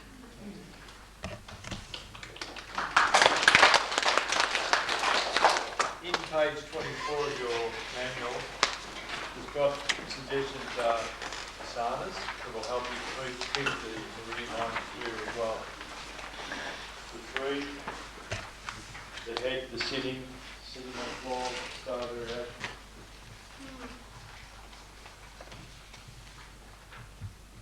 Pushpa, where are you? She's just slipped out from She's the here. Pushpa, can you come out the front there? Would you sit down, face everyone and do the star? Just sort of ad-lib like that without you walking up. Okay.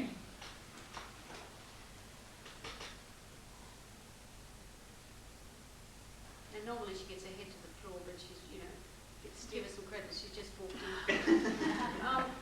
Now, this star and all of its variations, so even if you get like as far as that with your head only just a little bit down, that's in your little booklet there. It's good for the membrane surrounding the heart meridian, and it's excellent for circulation. So these are things that you practice at home, I would hope. And now, there's another one. Sitting on the floor. Oh, yes, my typing is pretty good. Sitting on the floor, on the floor. I wonder where you were sitting if you were sitting on the floor. You must be sitting on the floor, by the way, for this one. And passing both hands around the foot, first the left foot, and repeat the right side for the gallbladder meridian. So you can put your legs open just a little bit. Just for, yeah, well, not everyone's going to be able to do that. Spreads something like that. Just that'll do it, yes. And you put your hands around and you just pull yourself down. So this one is good for the gallbladder meridian. So if you've got gallbladder problems and then you're breathing in, you unwind, of course you go to the other side and you come down again. That will really stretch that gallbladder meridian, and it releases a lot of blockages in that meridian.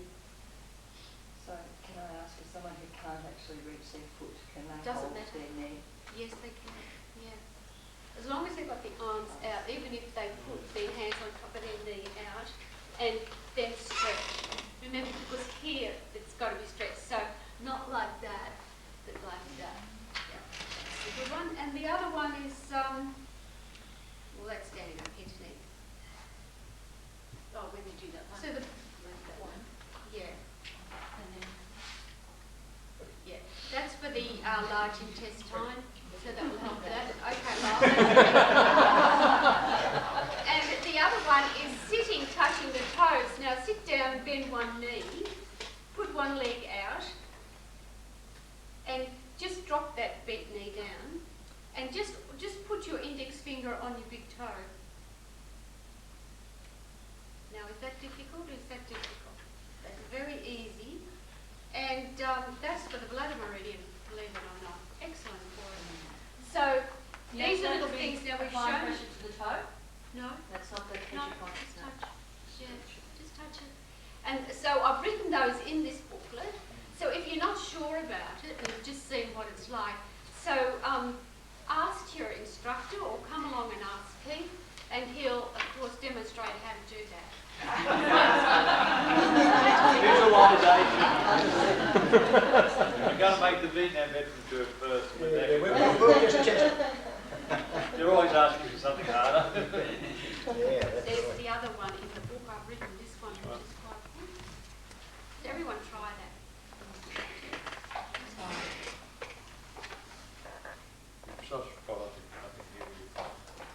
I think that can be done. Anyone pregnant here? Graham, how are you feeling? Oh, not bad this week. Hoping for next week, are we? So that's in your book too, under point and meridian relationship. Pressing the well-known large intestine point on the hand in the web between the thumb and the forefinger is used to treat shoulder conditions as well as congestion and headache. The same point will also help with abdominal pain, constipation and dysentery. And because it's all to do with that large intestine, but if there's any pain in the body at all, that is always the one where I go to, and that really helps. And there's another pressure point for headaches. Does anyone know what that is? Same one. Really easy. So just go in between the middle of your eyebrows, here, and the middle of the forehead. Just one little dent. Up here it is. There, one little dent. Anyone found the dent? Does it hurt a bit? Yeah. Okay, so you just rub that like a 5-cent piece. Just gently rub it. Really sore, no? You rub it the other way. Press it a little bit and then release it. Press it a little bit and then release it. Feel clearer? You get migraines. Can you feel the difference? You felt that was sore? Was that a yes or a no? Yeah. No. Good. Now, some of you see a lot of people with the dowager's hump. Isn't it? You see the dowager's hump? It sticks out here at the back. You haven't got a dowager's hump. This is it here. This here, just here. You see that? And people have that. People who take cortisone, it sticks out a lot.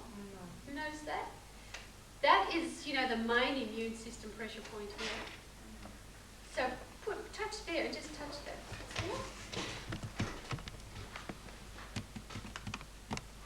Feel it? Maybe a little bit sore, a little bit sort of puffy. Some of you? Give it a little movement and then just sort of flick it with your hands and just flick it and flick it. See how it goes. Carry on. You don't know that. Did you feel that? Now, as some of you know, I've been out of action because I've had an operation, but after you've had an operation, that swells up quite a bit. And it's because that for 6 weeks after something like that, the body goes into overload for infection. And so that part hurts. So what you have to do is then rub it and massage it so that it's fine again. Bring your shoulders back, release all the tension around it and let the energy flow. You feel the energy flowing then a bit better? Just move it. And this one you do. Yeah, and that's what we do. Now, is anyone suffering from sinus here? Okay, so you move just your hands along the back of your neck up here and just see if there's a sore bit. Sore bits? Should be in Melbourne and all that waddle is having a wonderful blossoming time. Isn't it revolting? Yeah.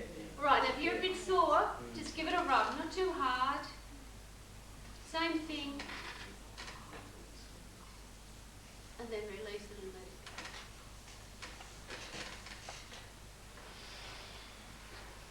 go. Now these are all your little bus stops along the way that you've really got to think about, because that clears the energetics of the body. And there's no use going around being all clogged up, is it? It's really bad. So to feel well and to feel really with it, look at those points in the body. Tomorrow we'll talk a bit more about that. We'll talk a bit about the feet, which is pretty important. So back to you now, boss. My time is? No. My time not up. With the pressure points, there's a lot of pressure points throughout the whole body, as Swami calls them bus stops. So sometimes you'll feel like tennis elbow. If you come up the inside of the arm, there's a pressure point in there that's really good. You can feel like a little knot. Pressure points through the side of the leg, through the thigh just here. As you're coming up, you feel little lumps or bumps. If you massage those in the showers, that will really help you get rid of a lot of the congestion through the legs, to make the legs feel lighter or energise your body, and release the blocked energy going to all major organs of the body. And these ones are very important to massage. The middle of the calves, which is just in here, is a very good pressure point. You're showing a lot of emotional stress. You'll find that your calves will actually start to swell. When they swell, they get rock hard. You can't do anything with them. So you don't go to Keith because he hones in on that point. I'd like to vouch for that. There's the knee, and the leg comes down like so, and the muscle comes down. I can't draw. Well, Molly, I doesn't look like that. All right, nice delicate kneecap. Kneecap, and the leg comes down, outside the leg. The muscles come down like so. Now, when these two muscles come down, which I'm trying to draw, can't see, just In here. the break, you can come up here and have a look at this a little bit And this closer. orange one, you'll see where the muscles are. And that's where the pressure point is, right in there. If you pressurise that, you'll really know it. If you have trouble, I'll show you. The back, just here. Just there. You can feel it? Yes? So there's lots of different types of emotional stress, I guess, and we've talked a lot about how to use these points for physical relief. Yes. The main way you treat emotional stress, or is there other? Depends what the emotion, how the emotion is on you. Some people, that is emotional stress because his body's been assaulted. Right? Some people have emotional stress because of relationship of what's words said to them, and it manifests itself differently on the body, requires different So response how to would it. you identify if it's not a physical symptom? All right, if Lyle comes How to would me, you identify what? if Lyle came and his muscles were really tight, so we had to deal with him on a physical side, and I found all those pressure points I just said, these ones, and massage them really hard, because that was his reality. With an emotional issue, I could massage this very gently, and will have the same effect on him now. But how I feel, it's hard to say. It's a real feeling you get with whatever you're dealing with. You can feel, when you're getting more and more refined, you can determine what is the problem. As with Michelle, I could feel her back was the problem because I could feel the tightness in there. And whether it be physical, emotional, spiritual, environmental, I can tell how the body reacts to the energy. But I found with this one, emotionally, it's fine. Now, we're going to the here one, my favourite one? Okay. My favourite one. Let them feel it themselves too. Oh, take all the fun out. Shucks. Find your ankle bone.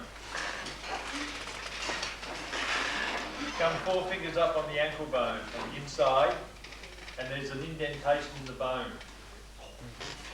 Give it a rub. If you can't find it, Lyle will come and show you. Can you find it? Oh yeah. It's about 4. I'm about 4. It's on the bone, and the bone just dips in. Can you find that? All right. That is. For one lady who came to see me, we did that, and she went home, and she was bruised. She was black as what Marina's jacket is in those particular points after she left me. Oh, no one's going to you. She came back to show me the next day how well she felt. And she came back about 3 to 4 months later, and she said from the first visit to that visit, for that entire period of time, she had no menstrual cramps, she had no migraine headaches, and all her period monthly cycle symptoms completely disappeared. And the energy on there was eyeball pressure when I first started, and she was screaming with pain. So this area of the body was locked down emotionally because of what was happening at home, and it was manifesting itself here on that particular point. By massaging that, you release the tensions through this area. Another person came to see me, he's got a problem on the left-hand side, and that point you're massaging now, she's got an ulcer there, about the size of 2 match heads. So what would you call this area? Just your core? The reproductive area. Keith, does it, depending on left or right, left leg, right leg, or whatever, would it manifest different? Would it tell you something different? Male, female energy. You can. Yeah, like if you're doing this leg, you could do the same to this leg? You've got to balance it, yes. Okay. Yeah, you always do left and right. You've got to bring a balance to it. But they are really important massage points for everybody to massage. Because with my dealings, but as most therapists deal 90% with women because they're more concerned about the health, they deal with very few few times with men, but I've found with the men, when they've been doing that massage on that particular point, it helps them with their prostrate. It releases a lot of tension to that area for the men, so everybody should be doing it. Even if you just do it just for a little second in the shower, just rub it. Today's going to be really tender, tomorrow won't be so tender, and you'll feel the difference here. All these muscles in this area will be totally free. And you'll find you can actually bend down further, or you can move your hips around easier. So you should keep massaging even if there's no pain in those areas? Just keep the energy flowing, just like pressure. That's all it is. But this is stepping just to sell it off there, but what I've asked a lot of people do to help in that point is a massage with cold pressed sesame seed oil. And that helps detox the body in that section as well. It really does. And in this part of the car, some cold pressed sesame seed oil, that helps it. But the most important thing at the end of the day, for all your meridian lines, whether it's going to be an emotional issue, whether it's going to be a physical issue, whether it's spiritual, whatever, is you do some yoga exercises that you feel comfortable with. If you wake up and you're all very intuitive, you would think, oh, I need to go and do Uddiyana this morning. You do your Uddiyana, or I'm going to do salute to the sun. I just got a feel need to do salute to the sun. That's your higher self, your body telling you that's the exercises you need, the asanas, the stretching, to release the blockages that are in those meridian lines at that particular time. Got a question over there, Greg. I have a question for Swami. Why are meridian, why do women sleep tighter? You know, saying that we probably should try not to exercise before 11, so why is that? Have you ever asked a man who's sort of gazing into space what he's thinking about? No. Well, when you do, he'll say nothing. That's true. I'm not being rude here, but it is true. I've asked a lot of men. It's something that really got to me. And if you asked a woman, she'd be thinking about, you know, I'm thinking about the children, I'm thinking about the house, the new dress, and then what I'm going to cook. And I saw a new cook, and I spoke to Mary the other, right? So when she goes to bed, the man goes to bed. He has a wonderful sleep, and it's the reason why when the baby sort of has just a slight difference in its breathing pattern, the woman's out of the bed like a shot at the cot, and the man doesn't even know what day it is. Does he have a jar? He didn't quite Do I have any part in it? So they're different makeup, and they're the sort of the warriors.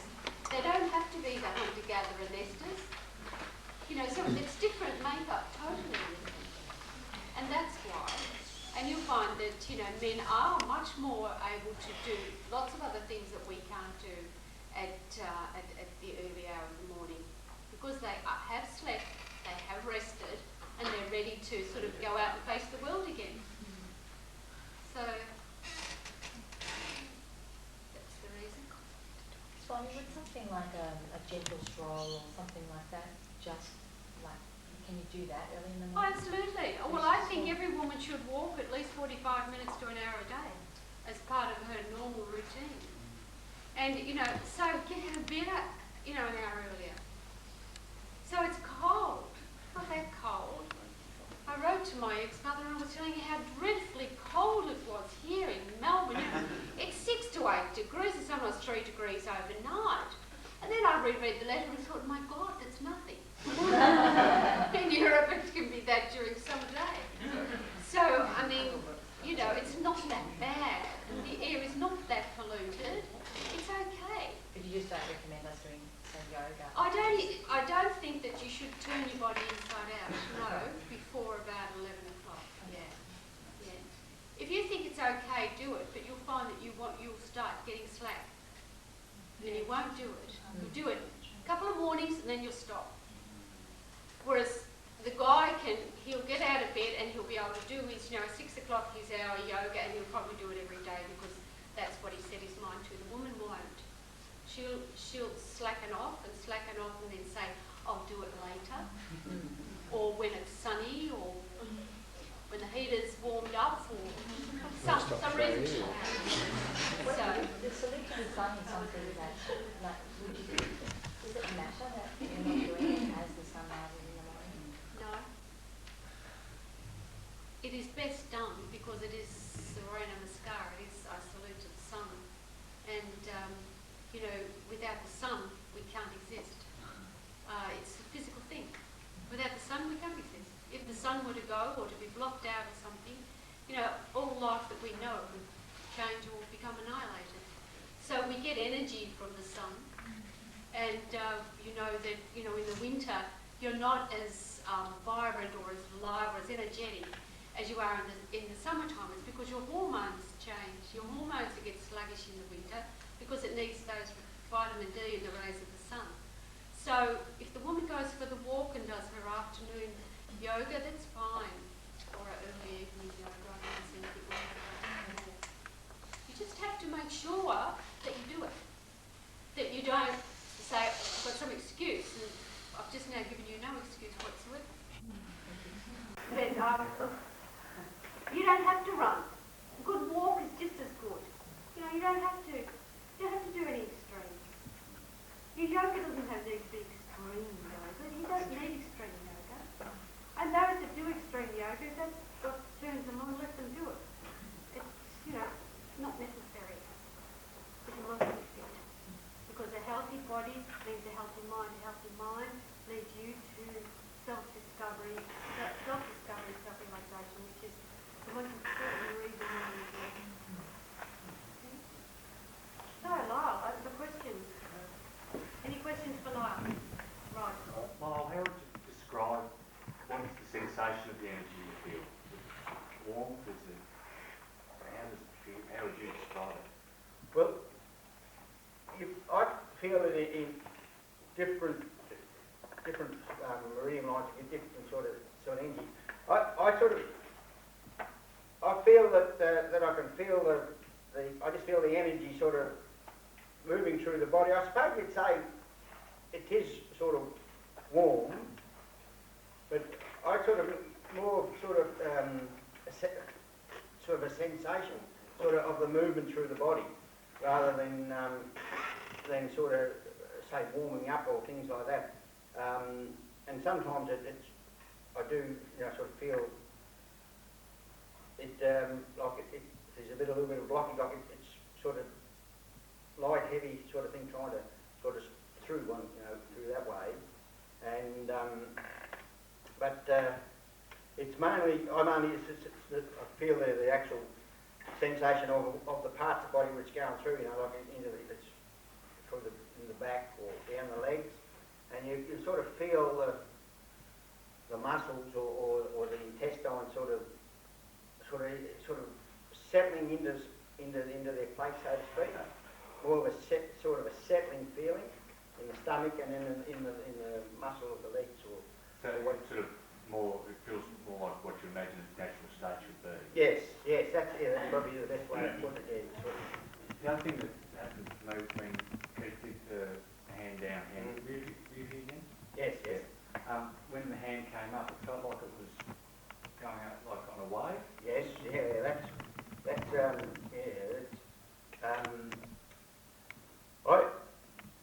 I get that sensation too, like on those ones where it's sort of coming up and down, and also I get sort of in the I don't know whether you play some music, and I get the sensation of a rolling ocean or things like that, and you can feel it sort of working through your body and sort of relaxing or the whole body sort of thing, and so I find that is another way of sort of the body settling down. But yes, it all depends on, you know, as I said, different meridian lines. You get the different sensations in the different part of the body where it may be. But sometimes it's quite gentle. Other times it's quite sort of, you know, heavy, so to speak, and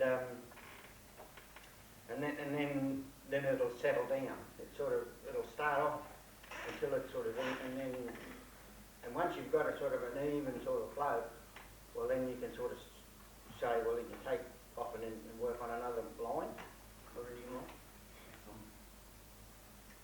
Yes. Keith was saying that when you first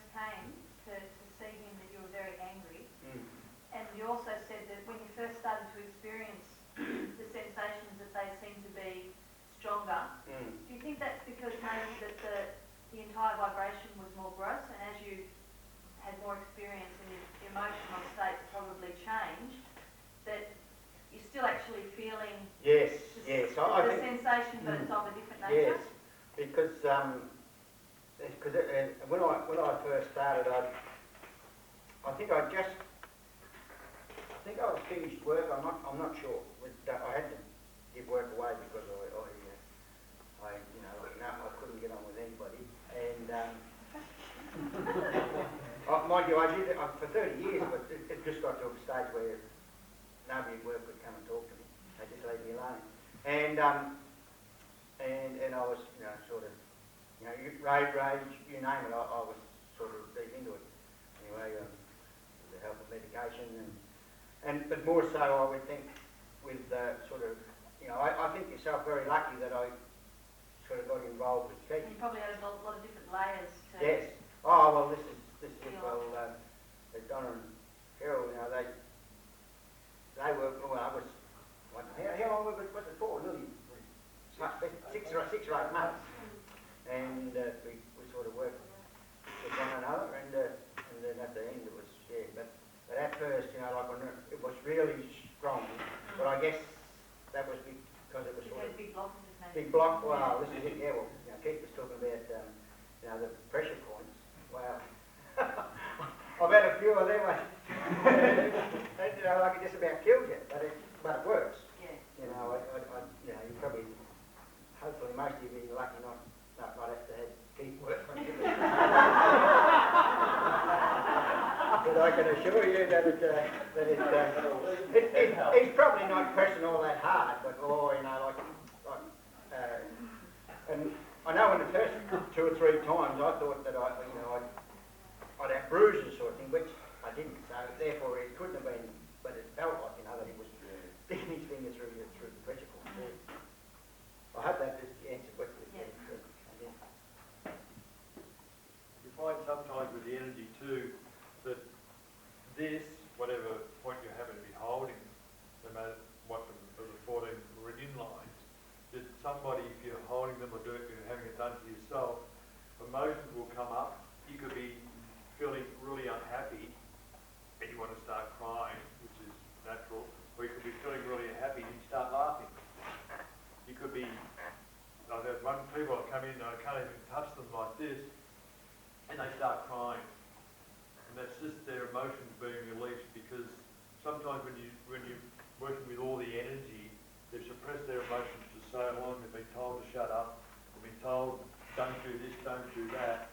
They come in and have an environment with the yoga or whatever it is, and they're giving themselves permission to be themselves, and all those suppressed emotions will suddenly start coming up. And they'll start to feel where these pressure points are on the body. They'll say, all my ankles are all starting to ache all of a sudden. So they can massage that, or you can massage it for yourselves, and that will release the energy block in that particular part of the body as well. So it's being in tune with what's happening around you as well. We hope to do the exercises. So, that's it. I've done it.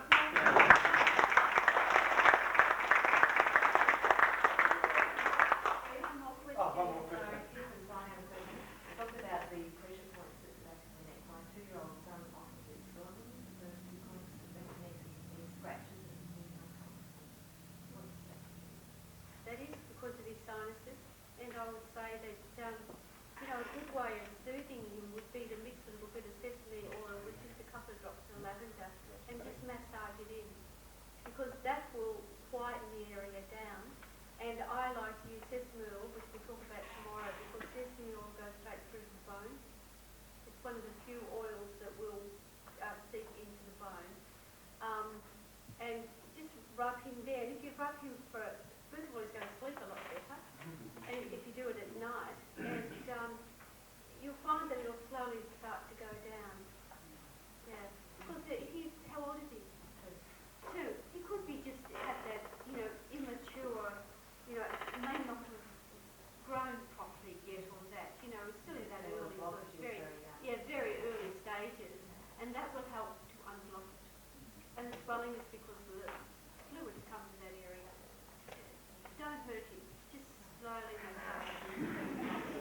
let you know. Hey, Jeff. I've got a question for Lyle. With all the work that you've done and all the blockages that you've worked on yourself, how is that releasing the emotion? How has that helped you physically? Like how is your arm, ankle, just physical self? How is that? Well, the ankle was probably the best. Now, I used to suffer really bad with my ankle, you know. It was forever, well, it's probably, it's like for everybody else, I should say, I badly damaged my ankle on 3 or 4 occasions during my 2 years in the army.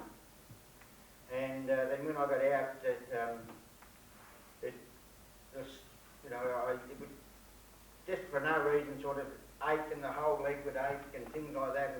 And then it was sort of a real sort of thing to me right through until such times as Swami and that were sort of, and I guess it was an emotional thing that this ankle stopped me from doing a lot of things. Since then, after sort of working with it and Keith still sort of puts a bit of time into it, and I've tried many different things on it. We've even played Beethoven music to it and all these sort of things, which, you know, like people think, and I tell people that and they laugh at me and say, oh yeah, righto. But it's, you know, I lied on the bed and I got the headphone, put it on my ankle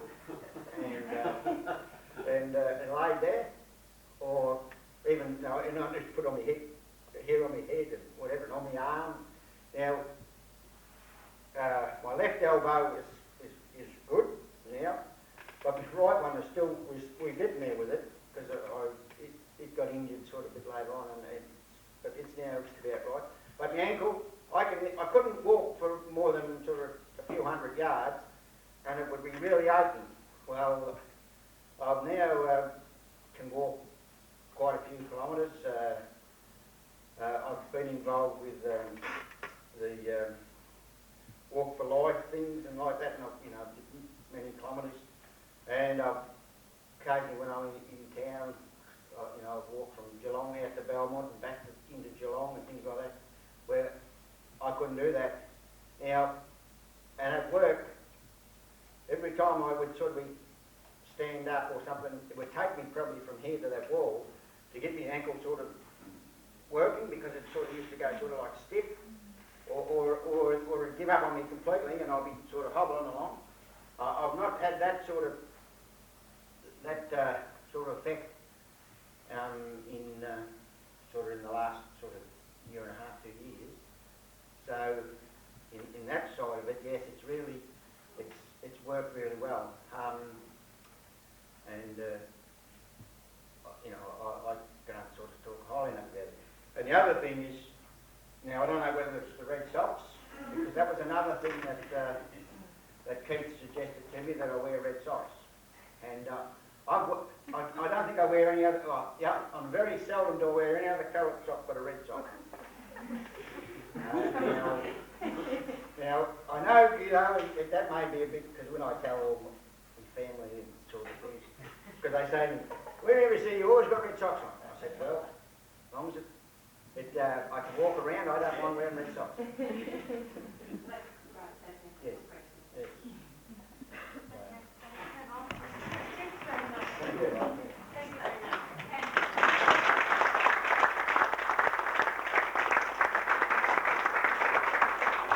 So we break now for 10 minutes, and you can have a cup of tea and a walk around, and then we'll come back to complete today's segment of the conditioning workshop. Now we're coming to the point in the day where we're coming to the conditioning workshop. Did all of you read the notes on conditioning? Does anyone have any questions on it? No? So you all understood it quite well.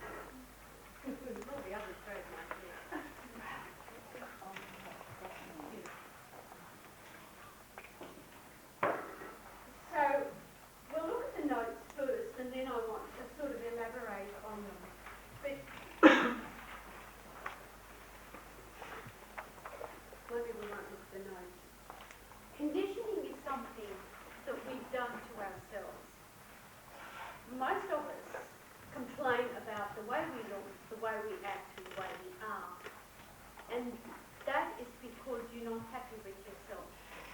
And you're not happy with yourself because you've all grown up, so you have developed the way either people want you to be, or the way the media thinks you ought to be, or the way you think you ought to be.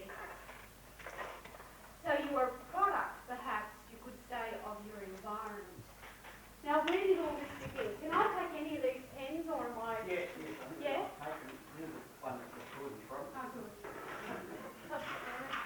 What we have to remember is actually who we are. And most of us think that we're a body with a soul. Is that correct?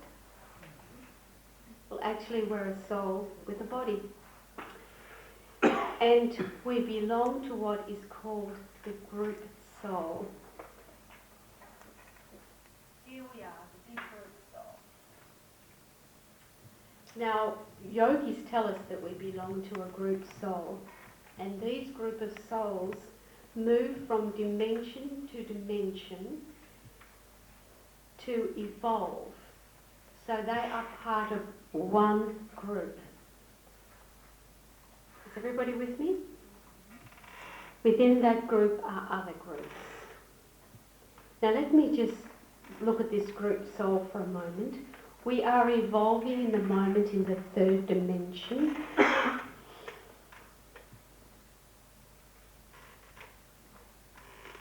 Now, if you take LSD or something, you could probably say you're evolving in the sixth dimension, but we'll keep it clean and we'll just be in the third dimension. Now, we are evolving on the Earth planet, is that right? What colour is the aura of the Earth planet as seen by astronauts? Blue. The colour's blue, is that right? So, if you were to see the aura of an unborn child, that aura also is blue, which proves to us that we are the group of souls who are evolving on the blue planet in the third dimension, and that we begin every single life with a blue aura. I'm sure some of you think your kids only got to about 5 days old and it all turned black, but it was blue in the beginning.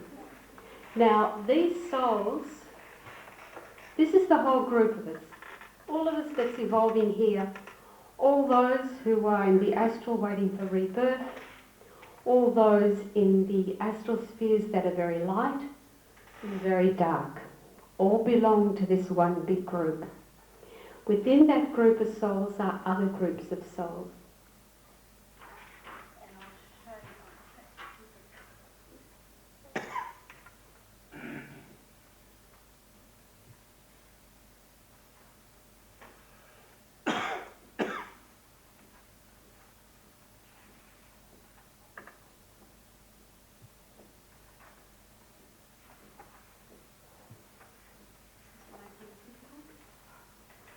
These are all the groups of souls within the main group soul.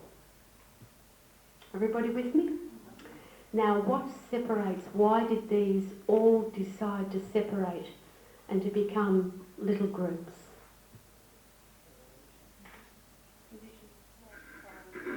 Conditioning. And what was that conditioning? Environment, religion, whatever beliefs.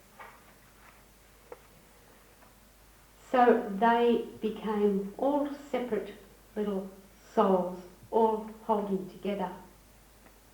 They don't want to know what you're doing. He's sitting in his mosque being really very Muslim. You're sitting in Rome being really RC-ish, which actually an old priest told me that's retired Catholic. But anyway, you see the difference? We live in Australia, we live this way. We wear Nike and we don't drink Afri-Cola, we drink Coca-Cola, right? That's all. What is this I'm talking about? Conditioning. And so where did it take you? It took you away from that group soul, didn't it? Now within that group soul is another group.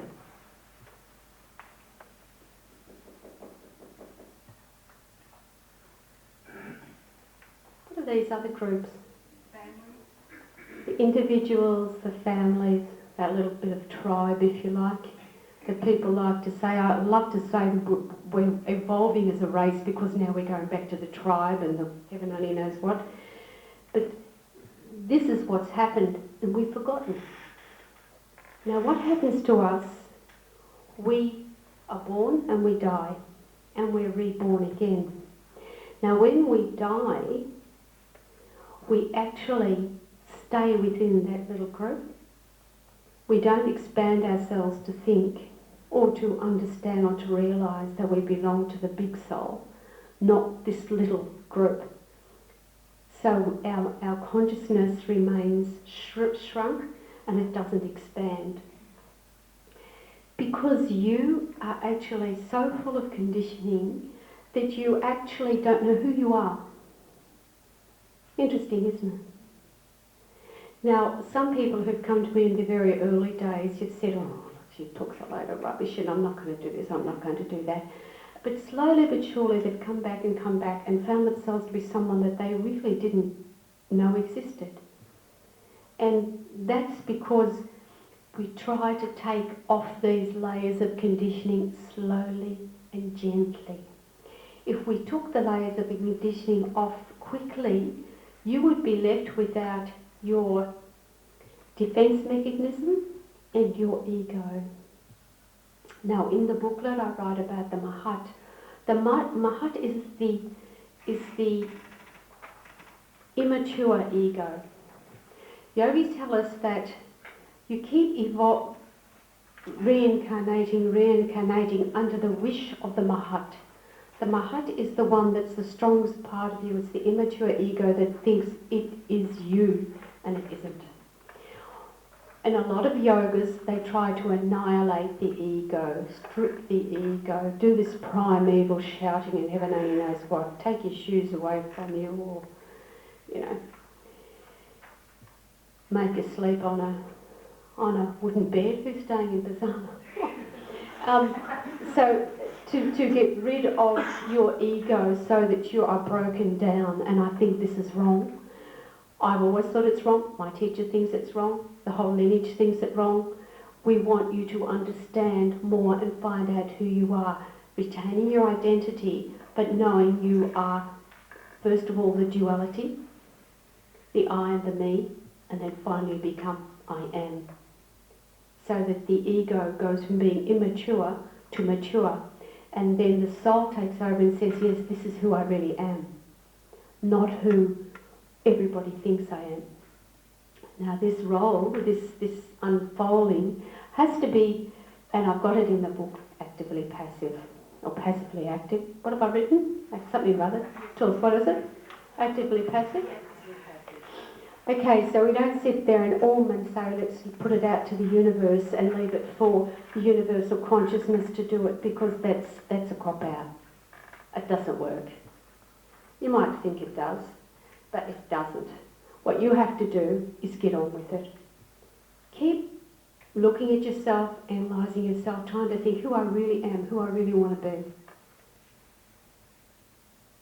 And be true to yourself, because you know, to know yourself is to know God, and to love yourself is to love God.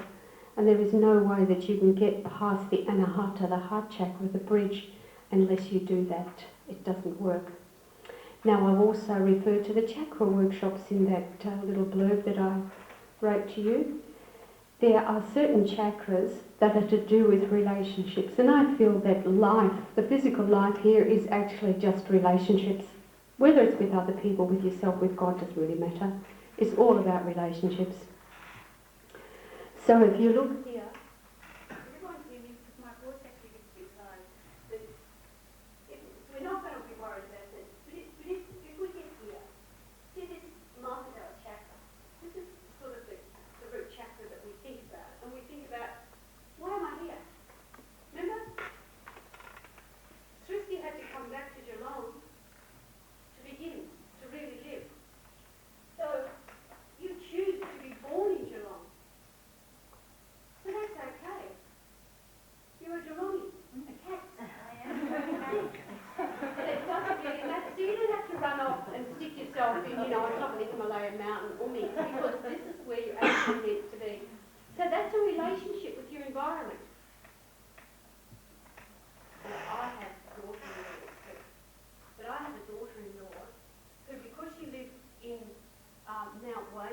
had to go shopping in Toorak because then people think that she was actually born in Toorak. So it never worked because we knew it was beginning. We knew she was being that way. Do you understand? Be true to yourself. When I was young, well, I'm a Richmond girl, but we had this across the Yarra. There was these big apartment blocks, and we'd never seen apartment blocks. They were big things.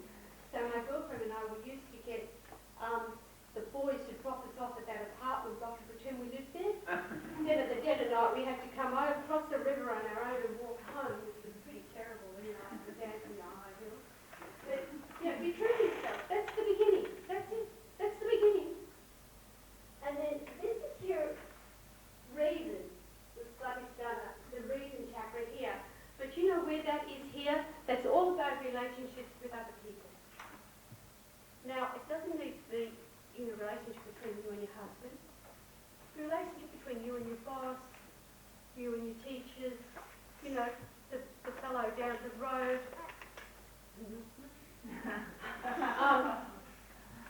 This has to be got through before you can get into the money flow. Now here, this is where we call the physical mind dwells. Now in this area here, that's the relationship with yourself. If you don't get the others together, you're going to collapse when you get that far. You've got to cement it down. Now I'm talking here about a rite of passage, and some of you might think, now what does she mean by rite of passage? Do I have to join the Red Indians and get a rite of passage there, walk over the hot coals? No. This rite of passage is actually a vibrational rite of passage. And that vibrational rite of passage is through those chakras. And you cannot earn that rite of passage and go on. You will collapse if it hasn't been done correctly. And all of that leads you to a relationship with yourself. Wake up. Get on with yourself.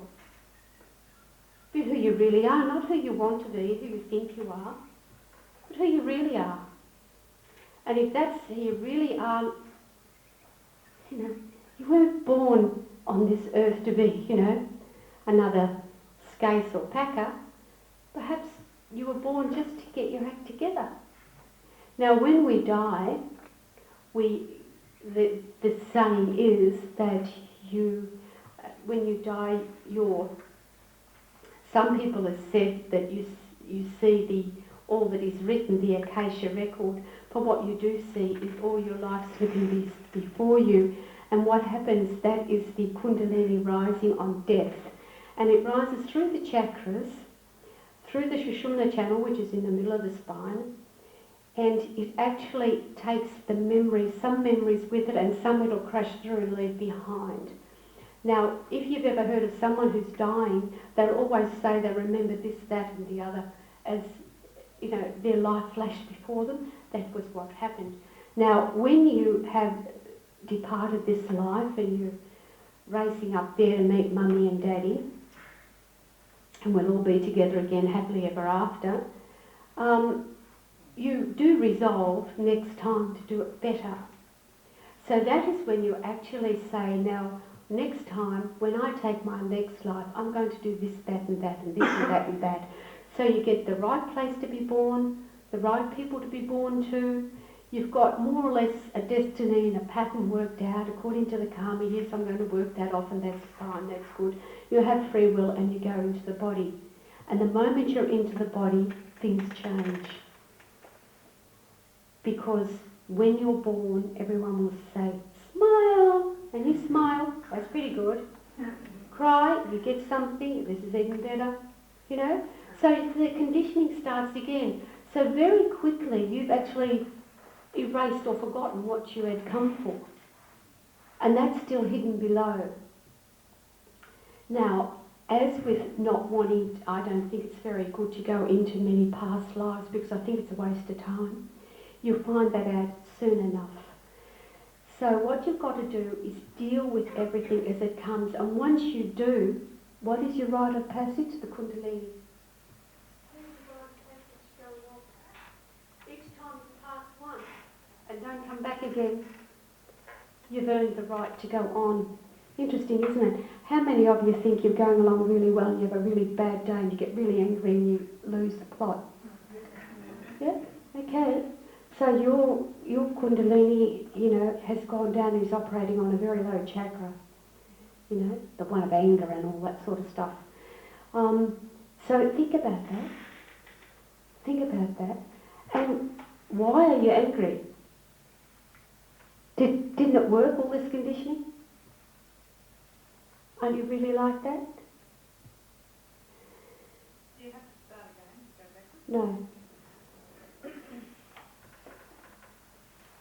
But there comes a time in your life where you have the chance and opportunity to go into like what I call a plateau and think about it. And these think about it times are really important for you.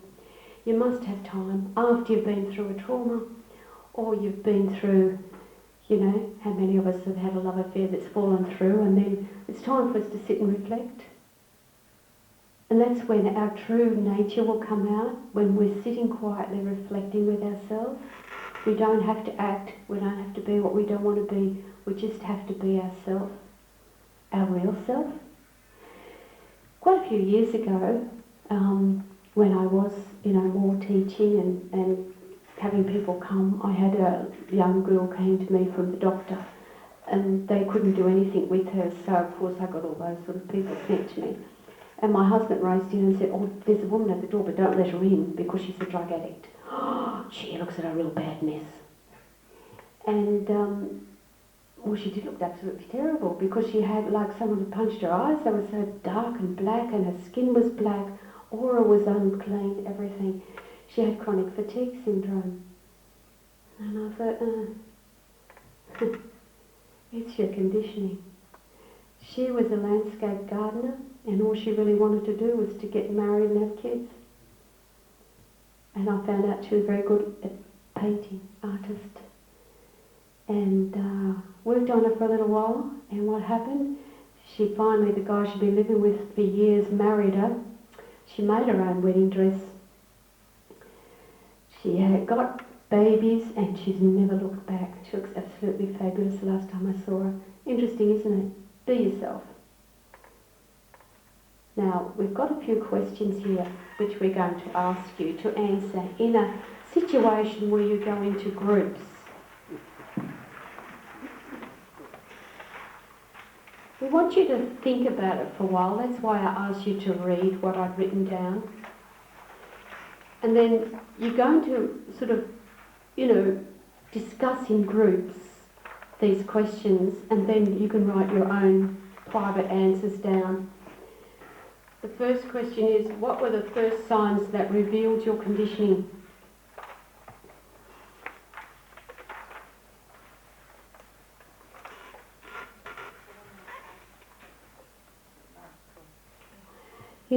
To look at me and think, oh look, she's a Swami, she's really, really good. You know that my family are very into the devil drink. And I always thought the thing to do is to run a pub. I mean, that's what you've got to do. And I ran a pub. I think I was the first lady hotel, madam, I suppose you could say, hotel manager in Tasmania. And I had the worst pubs with the most violence in them you could believe. And I actually meditated through a lot of it. And I thought to myself, after a couple of years, I really don't think this is what I'm about, And here I am. And then the second question is, write your most awakening experience of conditioned thought. That was probably mine, when I thought you didn't have to be like that. You could actually be different. And then ask yourself the question, was that really an actual thought or action?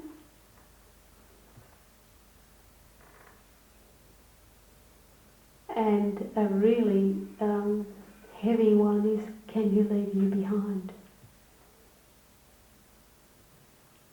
Because that question will be asked of you in a spiritual journey again and again and again. Because the ultimate is that you must leave you behind. You will have to leave you behind on death. And if you want to be totally enlightened, you have to leave you behind totally. Interesting.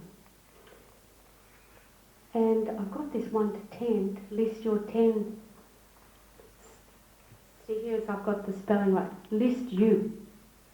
I'm talking like an Indian already. List in order your 10-step path to discovery. I think that's something that we can all get our teeth into. Now, is there any questions you might like to ask so far? Have I missed something or too afraid to ask? Michelle? Just a little explanation. When you say to go down that path when you get to the stage of leaving yourself behind, so you're talking about what you referred to before, where you take some of the memories, you're still holding on to something. So the true enlightenment is to be able to move from this plane beyond and not want to take anything more. No. Part of the journey that we've gone through. Yeah. Yeah, it is. And part of what it's easier for you to learn is if I teach you this conditioning now, well, when we go into the meditation tomorrow and we go into cosmology, then in the 3rd Samata Samashti Dharma. And then next year I hope actually to give you one on the secret teachings of the initiate, which is just a one-off 2-day weekend, which is really, really interesting. But slowly, surely, we'll slowly work there. You've got plenty of time. You've already had thousands of lifetimes, so you've got a few more months yet to go. So let's get into groups. Now, I think if you get into groups of, say, 5 or 6, it's pretty easy. So, Keithy, put these people into groups. Moving beyond those boundaries and making boundaries that you've never dreamed of before. And this is the way of moving on. It's very scary. Very scary indeed. And I think that's pretty important. And there's one avenue to look at this, and one reason why it is important to move on and to sort of get those boundaries going and all the rest of it. Because there's a stage of your mind which is called the subliminal mind.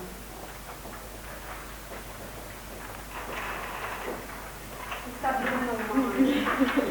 Have I just got right? Okay, the subliminal mind.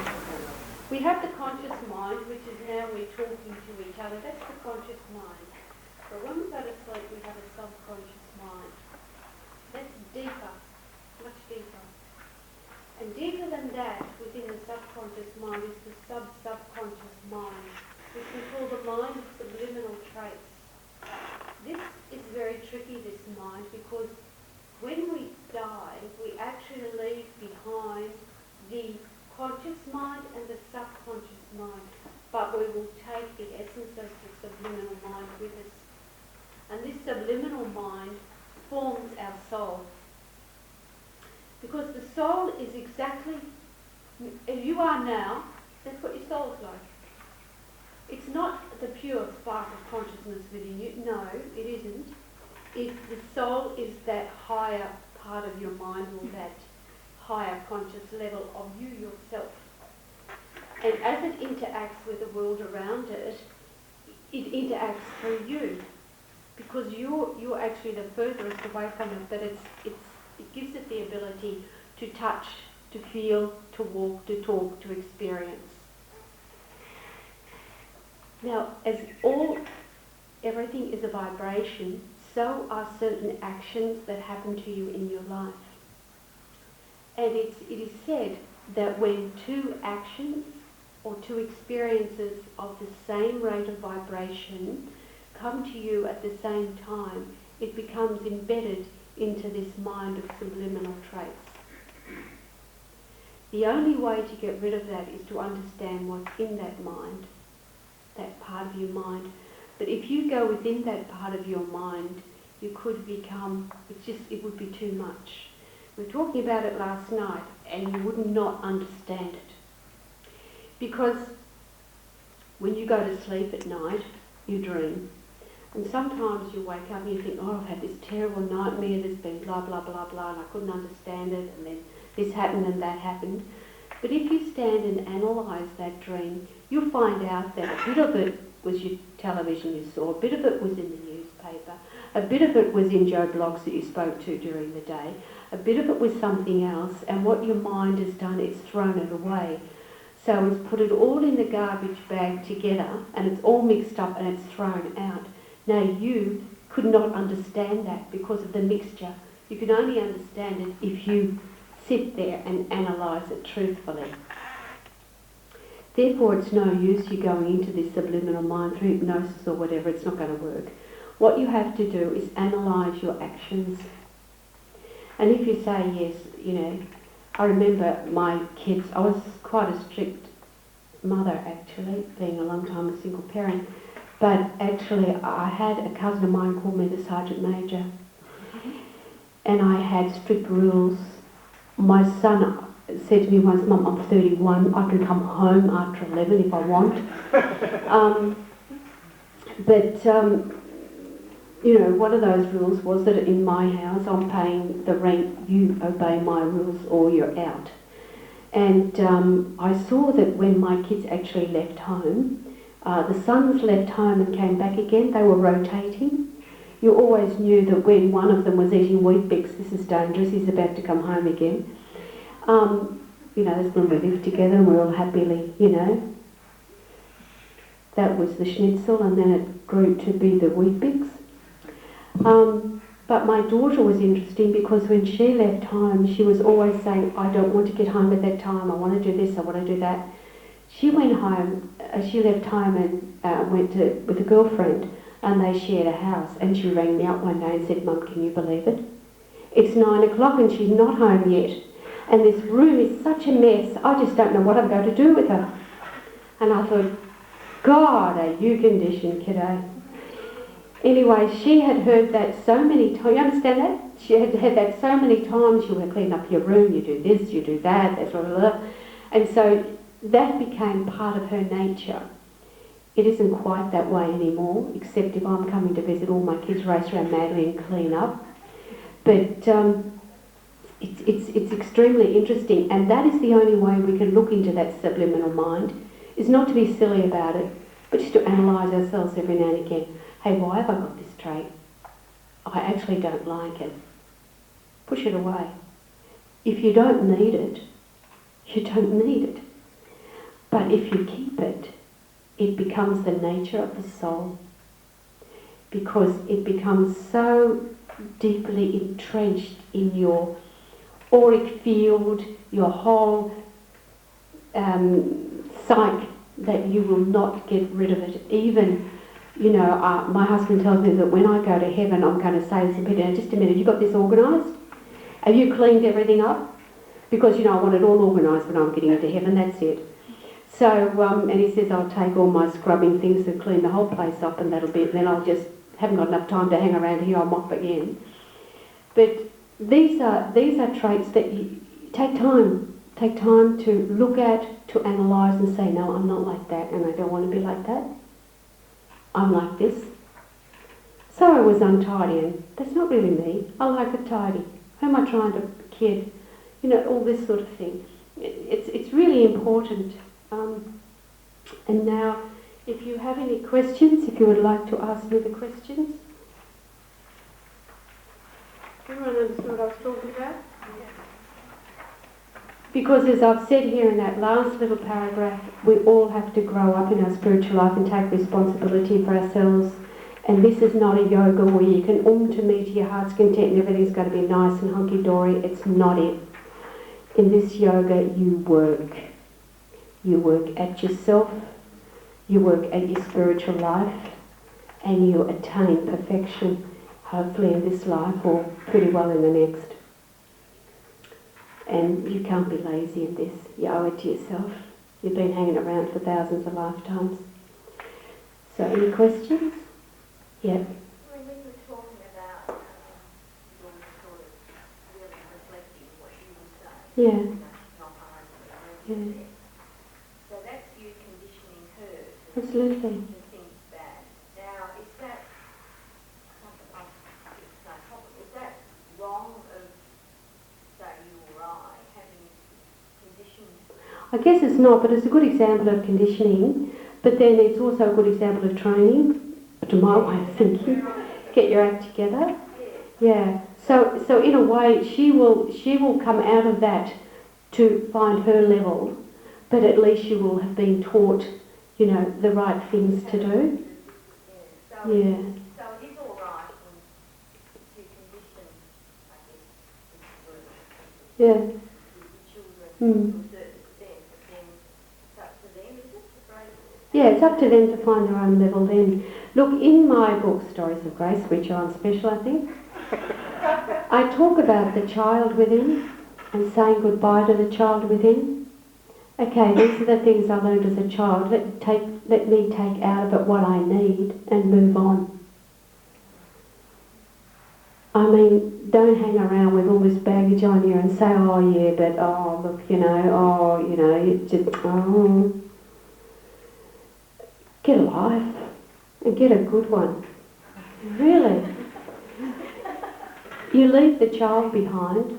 I know some people who went and discovered their dark side, and it took me ages to help them, you know, find the right path again because they've developed their dark side.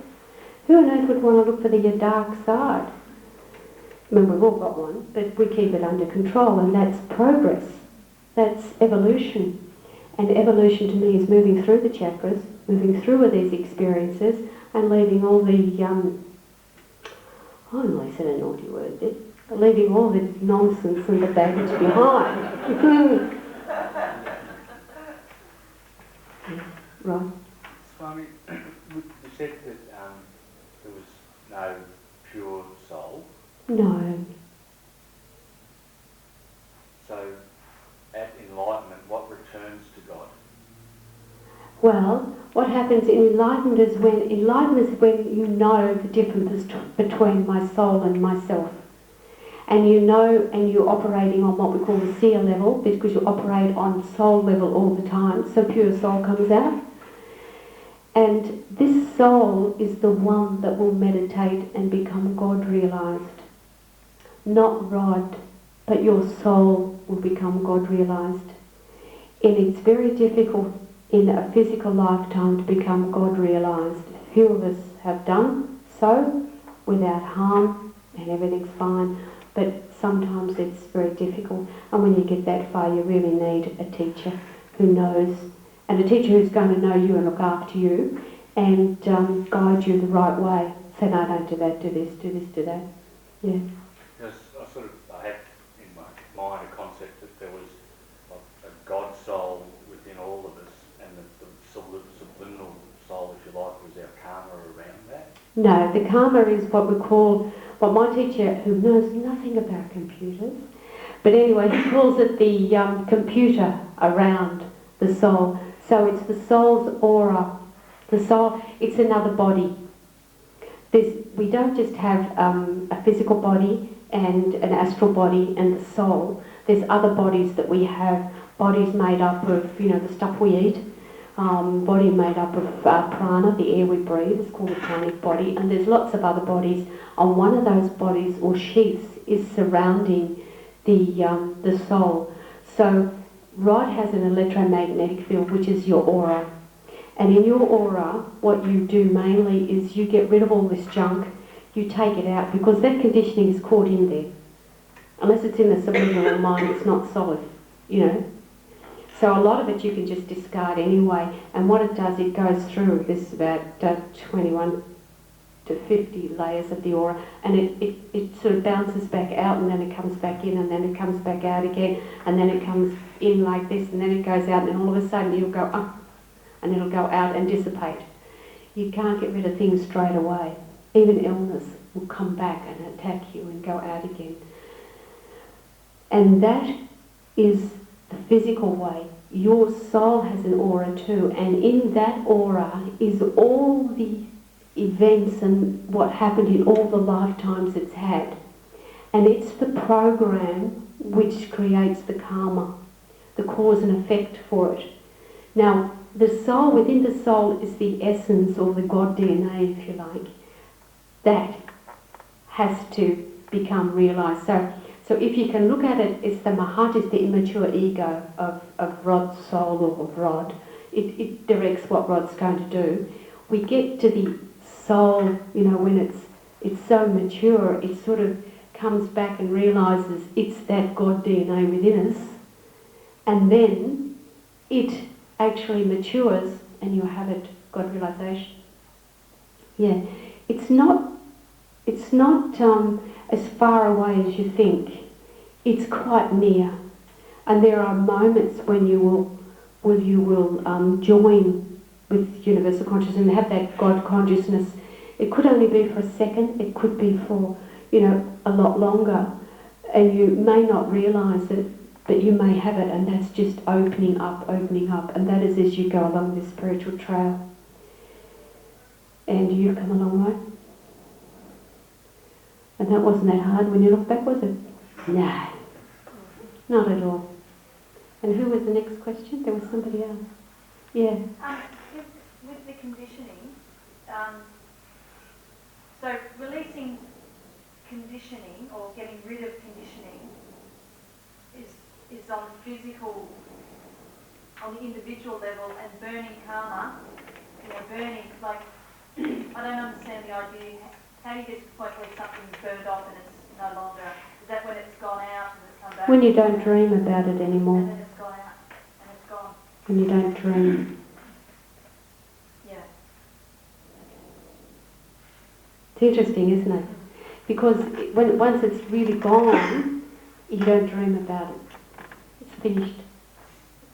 Because you know, you have to, that really freaked me out when my teacher said that. Because what was I think I was having a smoke or something.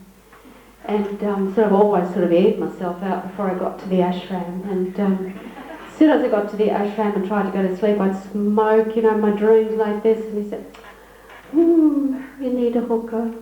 And I was so embarrassed. And then he said, if you dream about it, you're still doing it. Because, you know, the dreams are just so close to the physical life. So, you know, if you're on brahmacharya and you're having illicit sex in your dreams, it's still, you're still doing it. You can't say, oh, it was only a dream. Can you? No. Yes, Jennifer.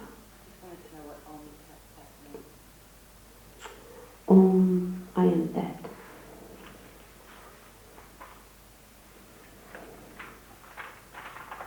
Yes, Ashley. What did you do in your 15 years with not teaching you Oh, I had a long, hard journey. Yes, when I was initiated, a little while later, I was at a house that was in India, owned by a very rich Italian couple, and they had the most exquisite furniture. They had only female servants because they were gentler with things, and they all wore white gloves. And I was thinking, oh God, this is the way to live. And all of a sudden I heard my teacher's voice, can you give it all up? Yeah, of course. I thought it's not mine anyway. Yeah, I can give it up. About a week later I was separated in Australia with 3 children and no money, no nothing. And so that was part of my teaching, and it was very hard. And that was one of the times when I decided to, you know, went through the hotel management stuff and all that. Yeah. And I had a really very difficult time. Ended up in hospital with malnutrition a couple of times, and My daughter never forgives me because we had nothing in the cupboard one night, nothing in the fridge, and I bought with my last money a small bottle of champagne. Came home and she said, "Where's the food?" I said, "Just think about this. We're celebrating tonight, kiddo. This is the worst we can ever get." She said, "So you go and instead of buying bread, buy champagne." I said, "Yes." But she was only about 9, so didn't appreciate the joke. But there you go. So I've had some really hard times during my spiritual training, and I don't like that with any of my students. I wouldn't put them through what I went through, but it's a very difficult time. but I proved that I could do it. And I had a lot of conditioning. So is there any more questions? I was just going to ask a question in the aspect of dreaming. Is there a sense of control and you know that you've moved on when you actually are in control in the dream? Yes. When you take control and you... Yes. And then, as you say, it doesn't happen anymore. No. So no, I don't do that. I don't like it. That's it, finished. It takes courage though, because it's easier in a dream to, have all the things you feel like you ought to have. That's true. Now, tonight we have a harpist coming to visit us, and he'll be here at about 7:30, so we'll have some chanting and we'll listen to this harpist, which has been arranged by Terry. And tomorrow morning in this room from 7 till 7:30 a.m. I will be here meditating, so anyone who wants to meditate with me, feel free to come and meditate with me. Is there anything else, Keith?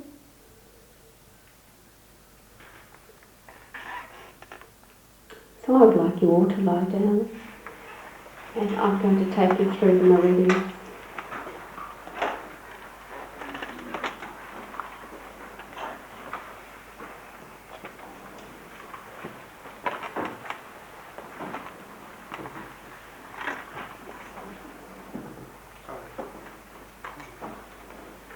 So this is the same relaxation as we did before, except this time you will not be allowed to leave your body.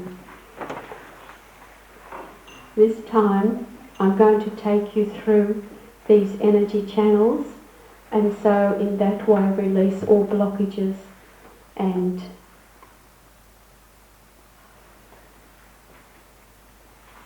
make you feel better.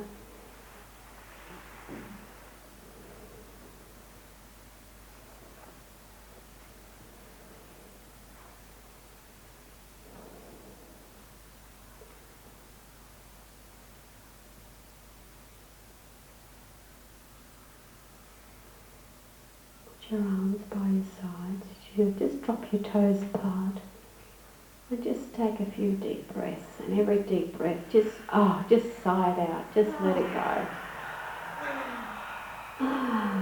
Just let it go.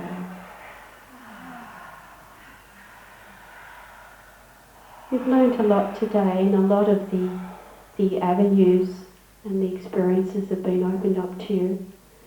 And we hope that this is a springboard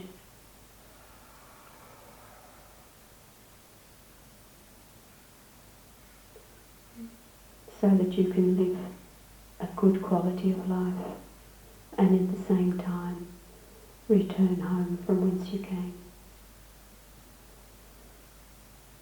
in the true reality.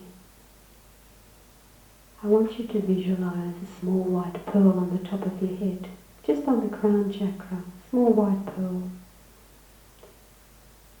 This is your awareness.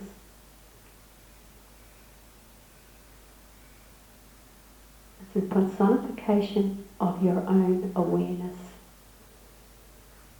And I want you to bring it all the way now down the front of the body until it's just below the navel.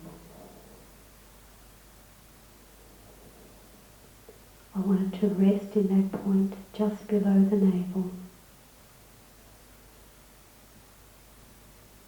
This is the entrance to the main meridian, the main energy channel. And on the next inward breath, I want you to draw it inside the body. Draw it inside the body. Now I want you to allow it to flow, following the natural energy flow of the body, and allow it to come all the way up the right side of the chest area, all the way up until it's inside the shoulder.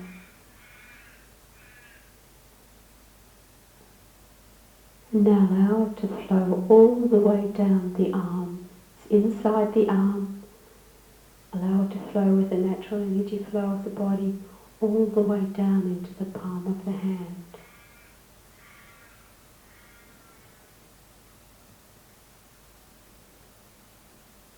Now allow it to flow back again, all the way back. You're inside the arm, concentrate, inside the shoulder,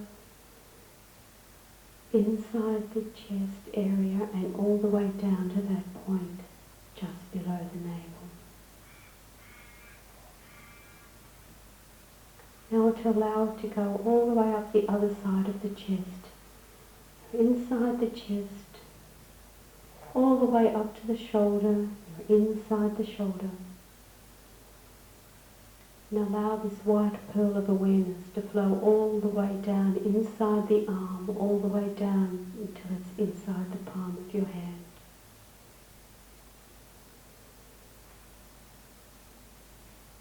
Now bring it back again, all the way up your arm, inside the shoulder, and down through the chest to that point, just below the navel.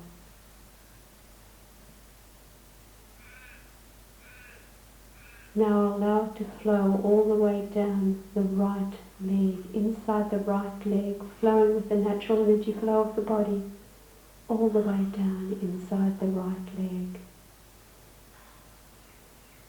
Knee, lower leg, ankle, and foot.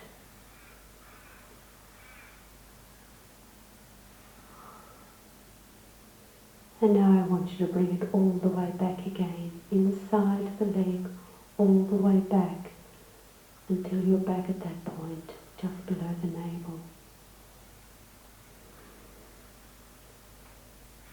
Now let's flow all the way down the other leg, inside the leg, all the way down, inside the leg, all the way down, flowing with the natural energy flow of the body to your inside the foot.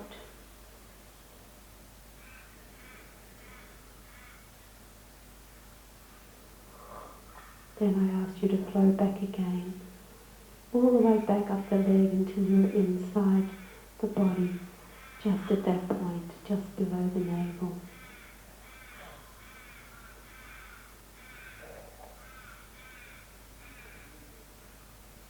And allow it now to flow all the way up the chest again, through the neck area, up the side of the face, across the top of the head, we're inside the head, all the way down the other side of the face, the other side of the neck, all the way through the chest, to that point, just below the navel. And I want you now to allow this energy to flow with the natural energy flow of the body.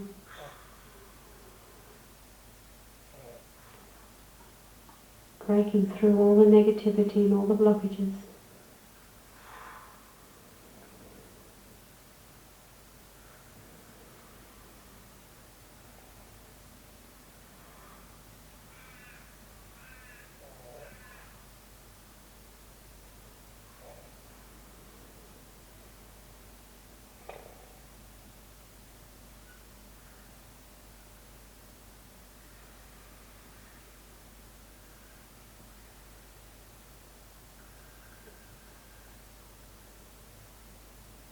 Now I ask you once again to come back to that point just below the navel. Bring your awareness to that point just below the navel, you're inside the body.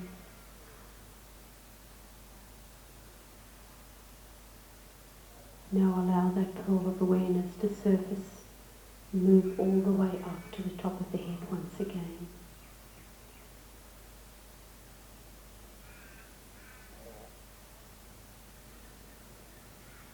And when you're ready, open your eyes.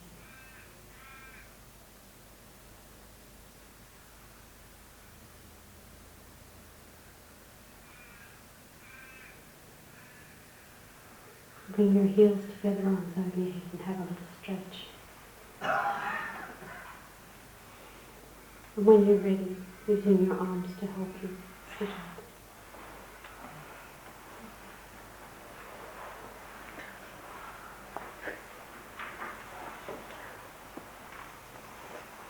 Lord.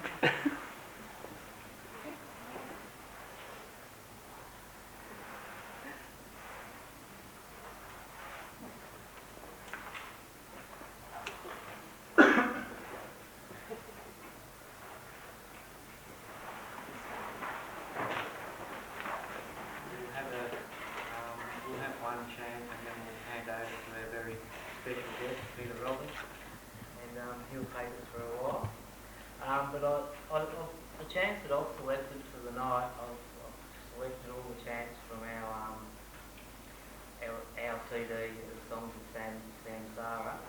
Okay, but we'll start with the Guru invitation.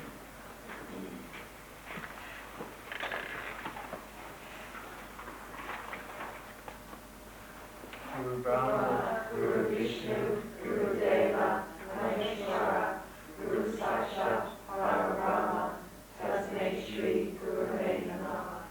Guru Brahma, Guru Vishnu, Guru Deva, Maheshwara, Guru Sakshat, Parabrahma, Tasmai Shri Gurave Namaha. Guru Brahma, Guru Vishnu, Guru Deva, Maheshwara, Guru Sakshat, Parabrahma, Tasmai Shri Gurave Namaha. Okay, and if you'd like to turn to page 31, we'll start with my Guru and I.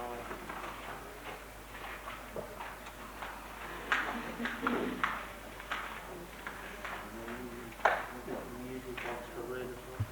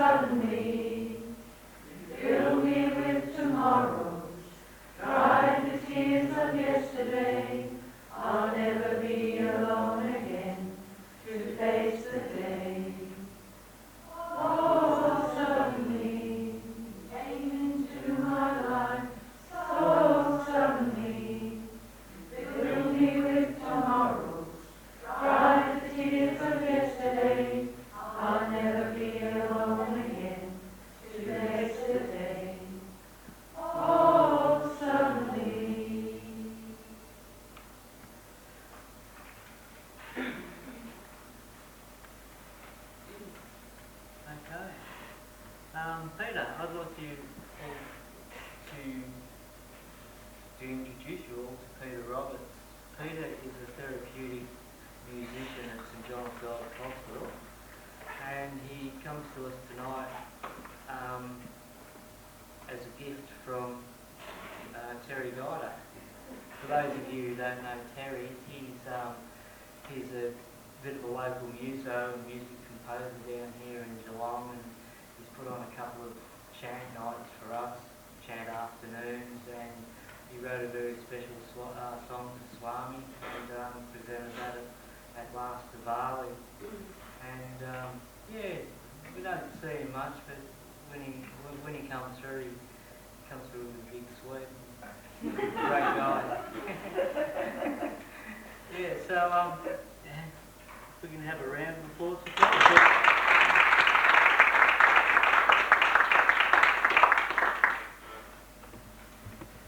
I'm not used to having a round of applause, and I'm mostly used to playing for people in their pyjamas, so it's very nice to do that.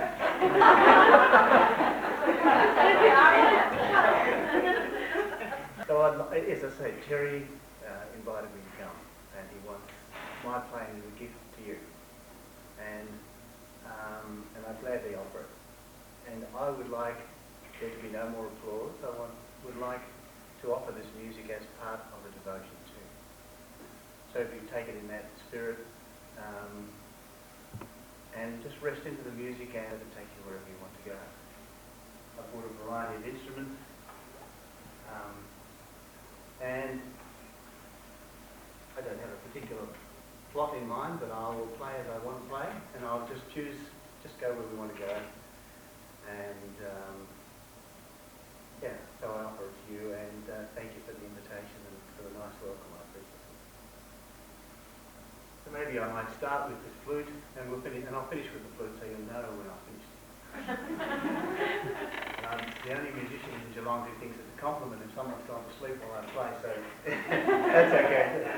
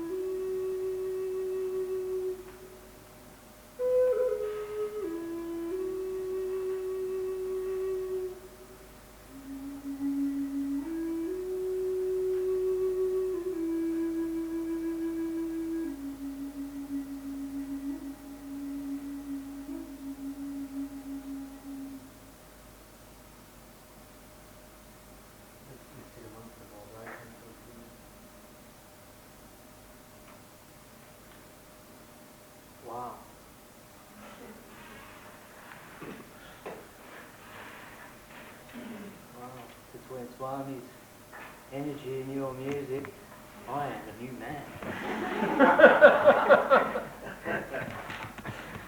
Thanks a lot, Peter. It's great. I want to continue on with this. Just sit amongst it. Wow.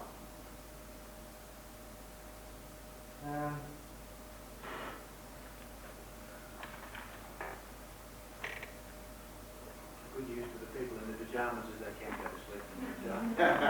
And no sneak off and that's it. It's unfortunate for you because that's how it is. Yeah. Oh, well, yeah. Okay. Well, we might just carry straight on. We'll go to page 27. It was a place that Drona, who was actually the war guru to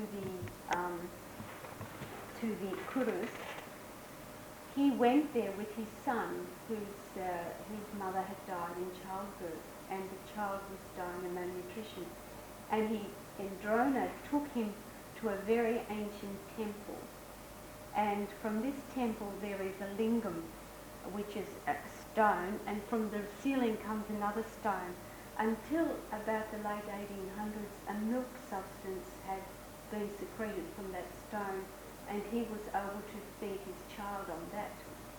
And I took a group there, and it's really so ancient, it's just unbelievable.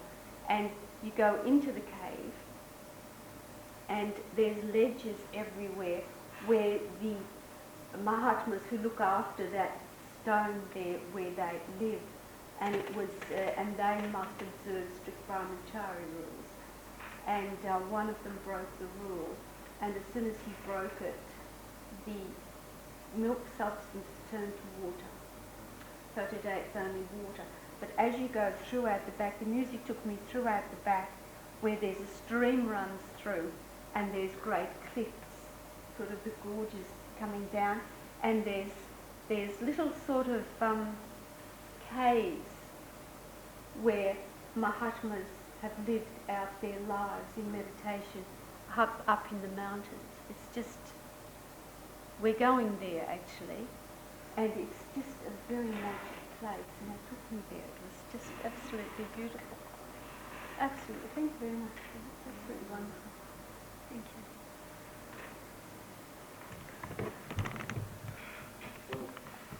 Yeah.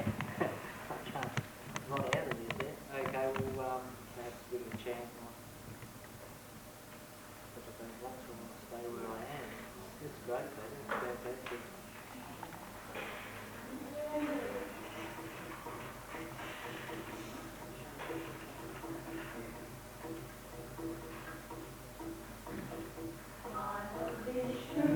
You're my strength, you sustain me, take me home.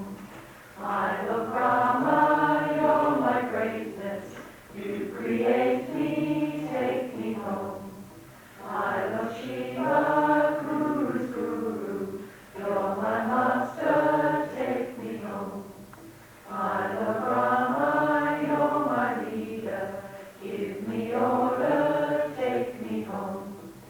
I love Krishna, give me love, Hare Krishna, take me home.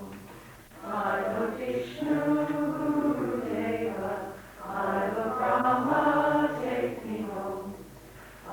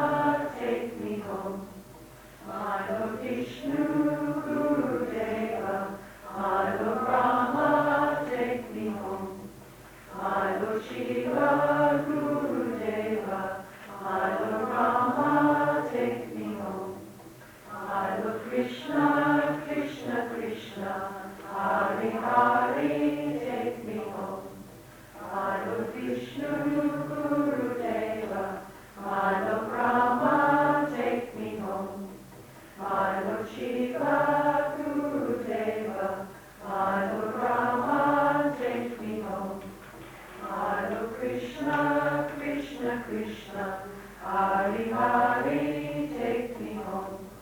My Lord Vishnu, Guru Deva, my Lord Brahma, take me home. My Lord Shiva, Guru Deva, my Lord Brahma, take me home. My Lord Krishna, Krishna, Krishna, Hari Hari, take me home.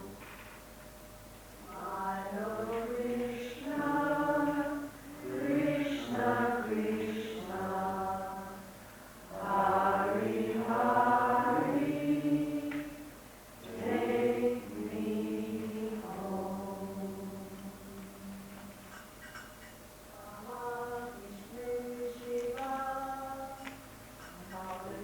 Sorry, we've got technical difficulties here. We'll turn the page over to 28 and Shiva Loka. Now I thought I knew all the words to these chants until this morning when I read the book. I always thought this said, take me to your local Shiva, you know, like the local milk bar down the road. But, yeah, you learn something every day. It's a train.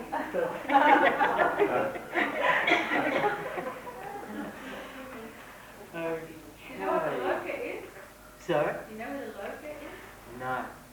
A loka is a place, you know, there's according to these, I guess these ancient mysteries, there are dwellings where special gods live and it's divided by vibration. And they're called lokas. Or lokas. You've got lokas. So it's called Shivalok. It's where Shiva actually lives with Parvati. Or actually Devi. No, it's not a milk bar, it's not your local either. Shivalok. Okay, well,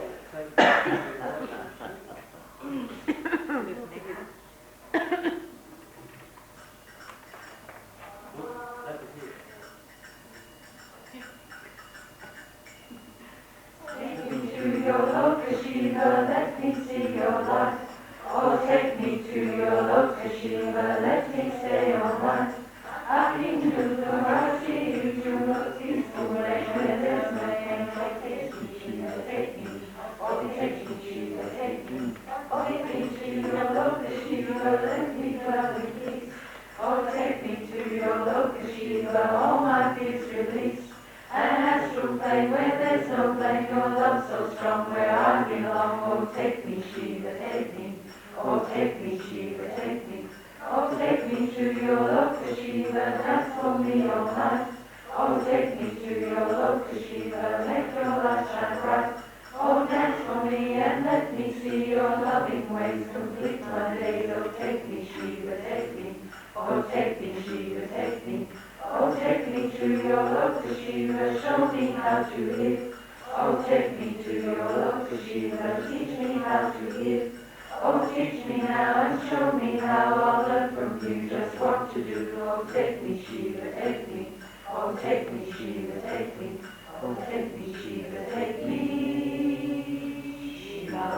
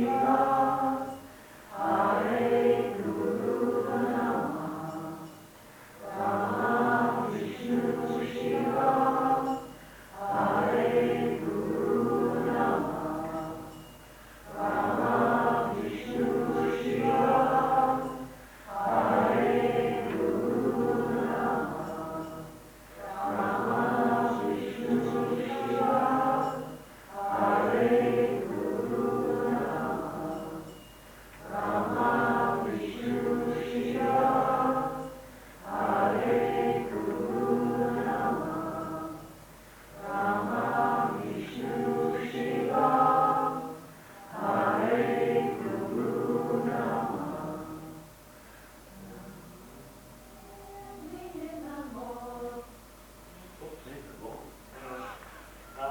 Moving straight along, we'll go to page 29.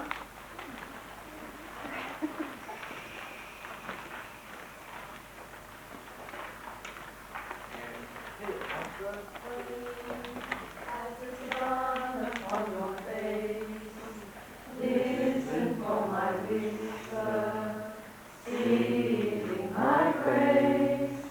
I'm everywhere you are, I'm everything you see. Don't hide your face in darkness, don't turn away from me. I feel you,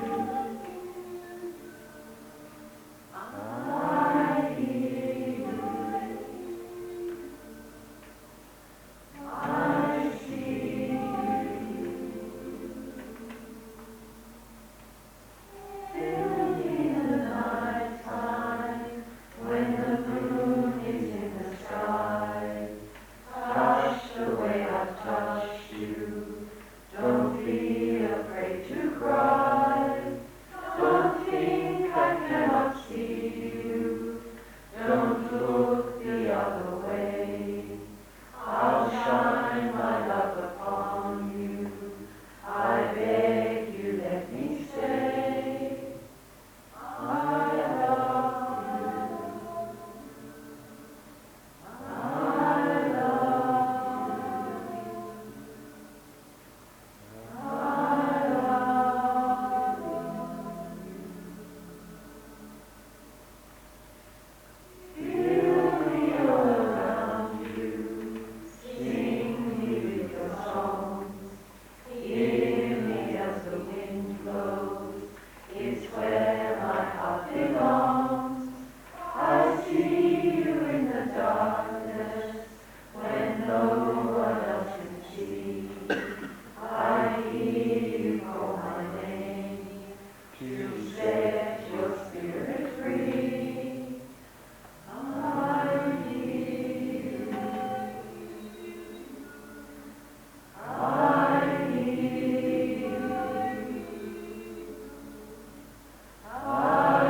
hear you.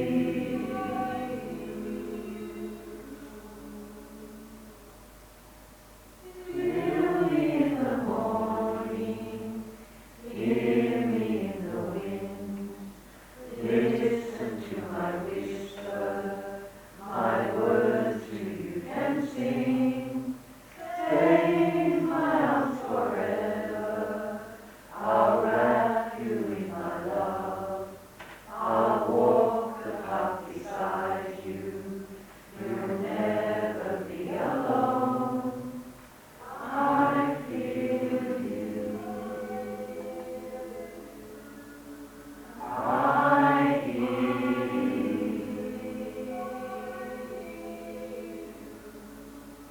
I love you.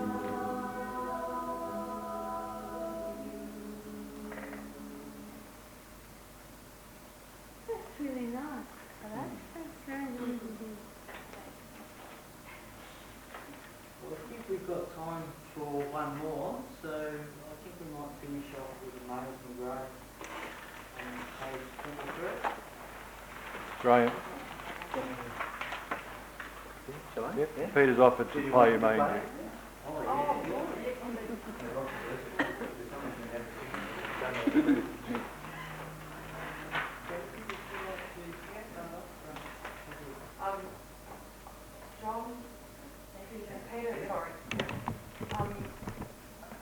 going to play